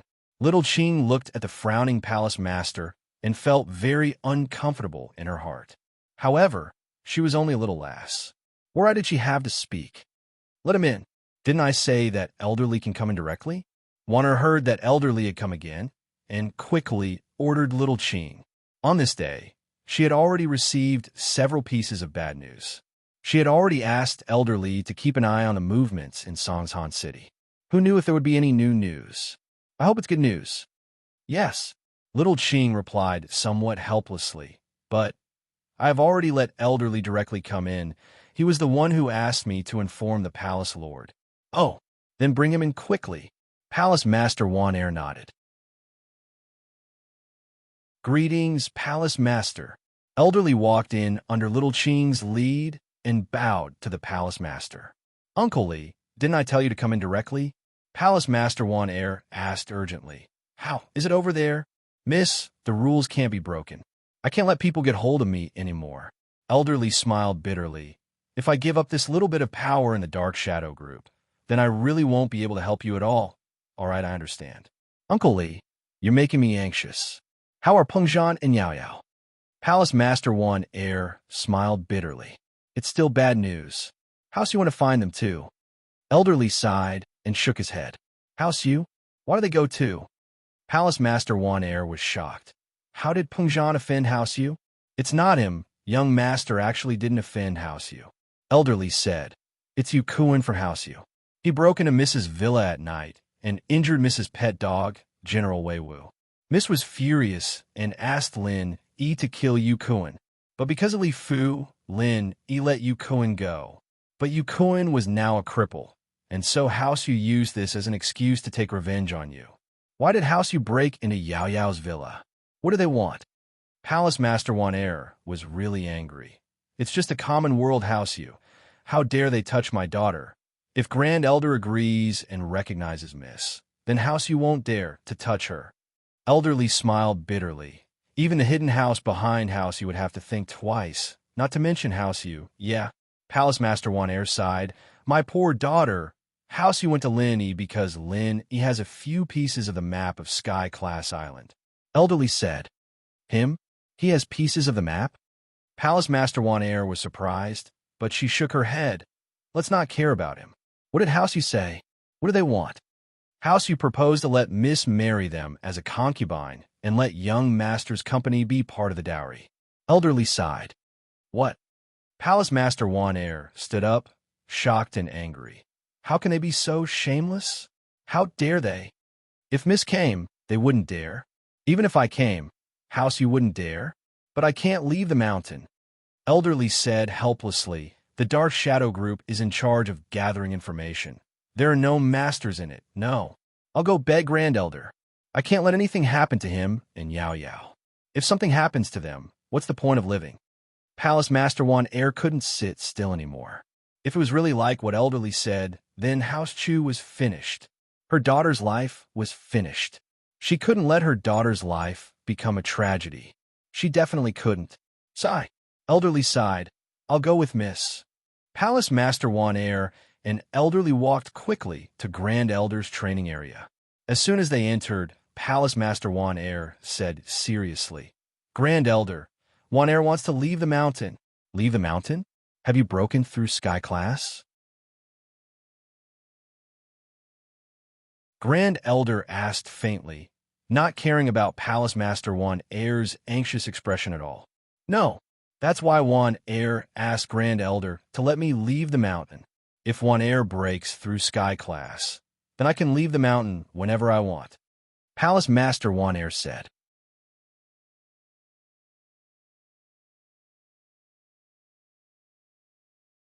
Chapter 9:37. Begging and Rejecting. I beg of you. Grand Elder, I'm begging you, let me go. Juana didn't expect the Grand Elder to be so resolute. She couldn't help but kneel on the ground. Grand Elder, Juana's husband's family is in trouble. I can't just leave them be. Get up. You're the Palace Master of the Dark Palace. Kneeling just like that. What's wrong with that? The Grand Elder saw how weak Juana was and couldn't help but be furious. Why are you so different from your grandmother when she was young? If you want to leave, then show your strength. What can you achieve by crying? Kneeling in front of the enemy. Do you think he'll let you go? But Grand Elder, you're not the enemy. Please let me go. I can't lose Pingjan and Yao Yao. Juana was still kneeling on the ground, begging. I said no, so no. The Grand Elder smiled coldly. Don't even think about it. They're in trouble. It's better if they die, lest the Sky Elixir sect laugh at us if that bastard lives. Grand Elder, no matter what, Pengzhan is my husband, and Yao Yao is my daughter. Juana couldn't help but cry. I can't just ignore them. Husband my ass. Your husband is the second young master of the Sky Elixir sect. He's the one who gave the betrothal gifts. The Grand Elder said coldly. Look at that Pingjan. He can't even handle a couple of clowns. He's a complete wimp. What's there to love about someone like that? Now do you see how correct and wise my eyes are? What's the use of a wimp like that? He should just die. Although the Dark Shadow Group was in the hands of Elderly, the other people in charge of the Dark Shadow Group were also people from the Supreme Elder's side. Therefore, the news from the Dark Shadow Group could be received by the Supreme Elder immediately. Juan Er's grandmother had entrusted the Dark Knight Palace to the Great Elder before she passed away. She had devoted her entire life to making the Dark Knight Palace flourish. But she had never expected that the Dark Knight Palace, which was connected by marriage with the Heavenly Elixir sect, would have such a scandal like Juana running away. Their relationship with the Heavenly Elixir sect became tense, and overnight, the Dark Knight Palace became the laughingstock of the martial arts world. The Great Elder was annoyed by Juan Er's disobedience. Although he was harsh and unreasonable to her, he never thought about replacing her as the Palace Master. He only wanted to help her break through to Sky rank. From this, it could be seen that the Grand Elder was selfless. It was just that she placed the interests of the Palace of Darkness on a level that was even more important than her own life. As for the Palace of Darkness, there was no such organization as the Dark Shadow Group before. It was only after Juan Air ran away from the marriage that the Great Elder and Elderly formed the Dark Shadow Group to search for Juan Air. This was also the reason why the Palace of Darkness found Juan Air after she got married and had a daughter in the mortal world. If the Great Elder doesn't agree, Juan Air will kneel here forever. The Palace Master Juan Air brought out the stubbornness she had when she ran away from the marriage. Oh, do whatever you want. Once you kneel until your lover and little bastard die, you'll get up naturally. The Grand Elder said nonchalantly. Grand Elder, let me say something. Elderly spoke up. Grand Elder, if something really happens to Pingjan and Meng Yao, then I believe the Palace Master won't be in the mood to train anymore. It'll affect her training speed and even affect the Sky rank meeting, our Palace of Darkness ranking. Once they die, she'll naturally stop. She hasn't made any progress after all these years. Isn't it because she still hasn't satisfied her lust? The Grand Elder said coldly. I want to go down the mountain. Uncle Lee, you come with me. The Palace Master Juan Air heard the Grand Elder's unwavering words and stood up suddenly. Man, Elderly paused and sighed bitterly, feeling a bit helpless. Miss, even if you want to go down the mountain, you should go back and plan with me first. Going down like this, is that even possible? As expected, the Grand Elder looked at the Palace Master Juan Air as if she was a joke. Go down? Elderly, you're not going to be stupid with her, are you? Elderly smiled bitterly. I'll send the Palace Master back now. She's just a bit emotional. I'll talk to her. No need. The Grand Elder waved his hand. Men, capture the palace master and keep an eye on her until I say to let her out. Yes. When the highest elder finished speaking, two women dressed in the same manner as elderly walked over. One on the left and the other on the right. They held one her. Palace master, please excuse us. These two were the same as elderly, elders of the Dark Palace, but their skills were on par with Warner's. It was easy for the two of them to grab one. The palace master Warner smiled bitterly and looked at elderly. She fainted in grief. She knew that she couldn't leave, and she regretted her impulsiveness. But even if she didn't say anything, would she be able to go down the mountain? He was afraid that the Grand Elder would find out about it before he could even make it to the bottom. Elderly sighed. He felt that he had to do something. He knew the Miss Personality very well. She looked weak, but she was actually very strong. Otherwise, he wouldn't have suddenly run away from the wedding without any warning and caught everyone off guard. If something really happened to Peng Zhan and Meng Yao, then the Miss wouldn't be able to live. A dog that barks doesn't bite, but a dog that bites knows how to bark. It was a crude phrase, but it made sense. The Miss was like that. Elderly, I'll be leaving first, Elderly said and turned to leave. Elderly, you've watched Warner grow up. Go and accompany her, talk to her. The Grand Elder sighed. She was afraid that Warner would do something extremely stupid and catch everyone off guard, so she asked Elderly to watch over her. On the other hand, the Grand Elder was also afraid that Elderly would make some private decisions and arrange things on his own. Okay. Elderly naturally understood the Grand Elder's meaning and nodded his head helplessly. From the looks of it, he couldn't do anything even if he wanted to. With the other two elders watching, Elderly really didn't have the chance to do anything. Son-in-law, little miss, I hope you can safely get through this calamity. Linny, I have high hopes for you. I've always treated your appearance as an opportunity for the Miss and Miss to meet. Although I haven't figured out your background yet, it doesn't stop me from having a premonition. You're tuning into the Romance Rendezvous YouTube channel. We're so grateful for your support, and don't forget to subscribe to join us on this incredible journey through captivating stories. Your generosity through donations truly makes a world of difference, as it's the primary source of revenue that allows me to expand and enhance this channel for you. Thank you from the bottom of my heart for being a part of this adventure.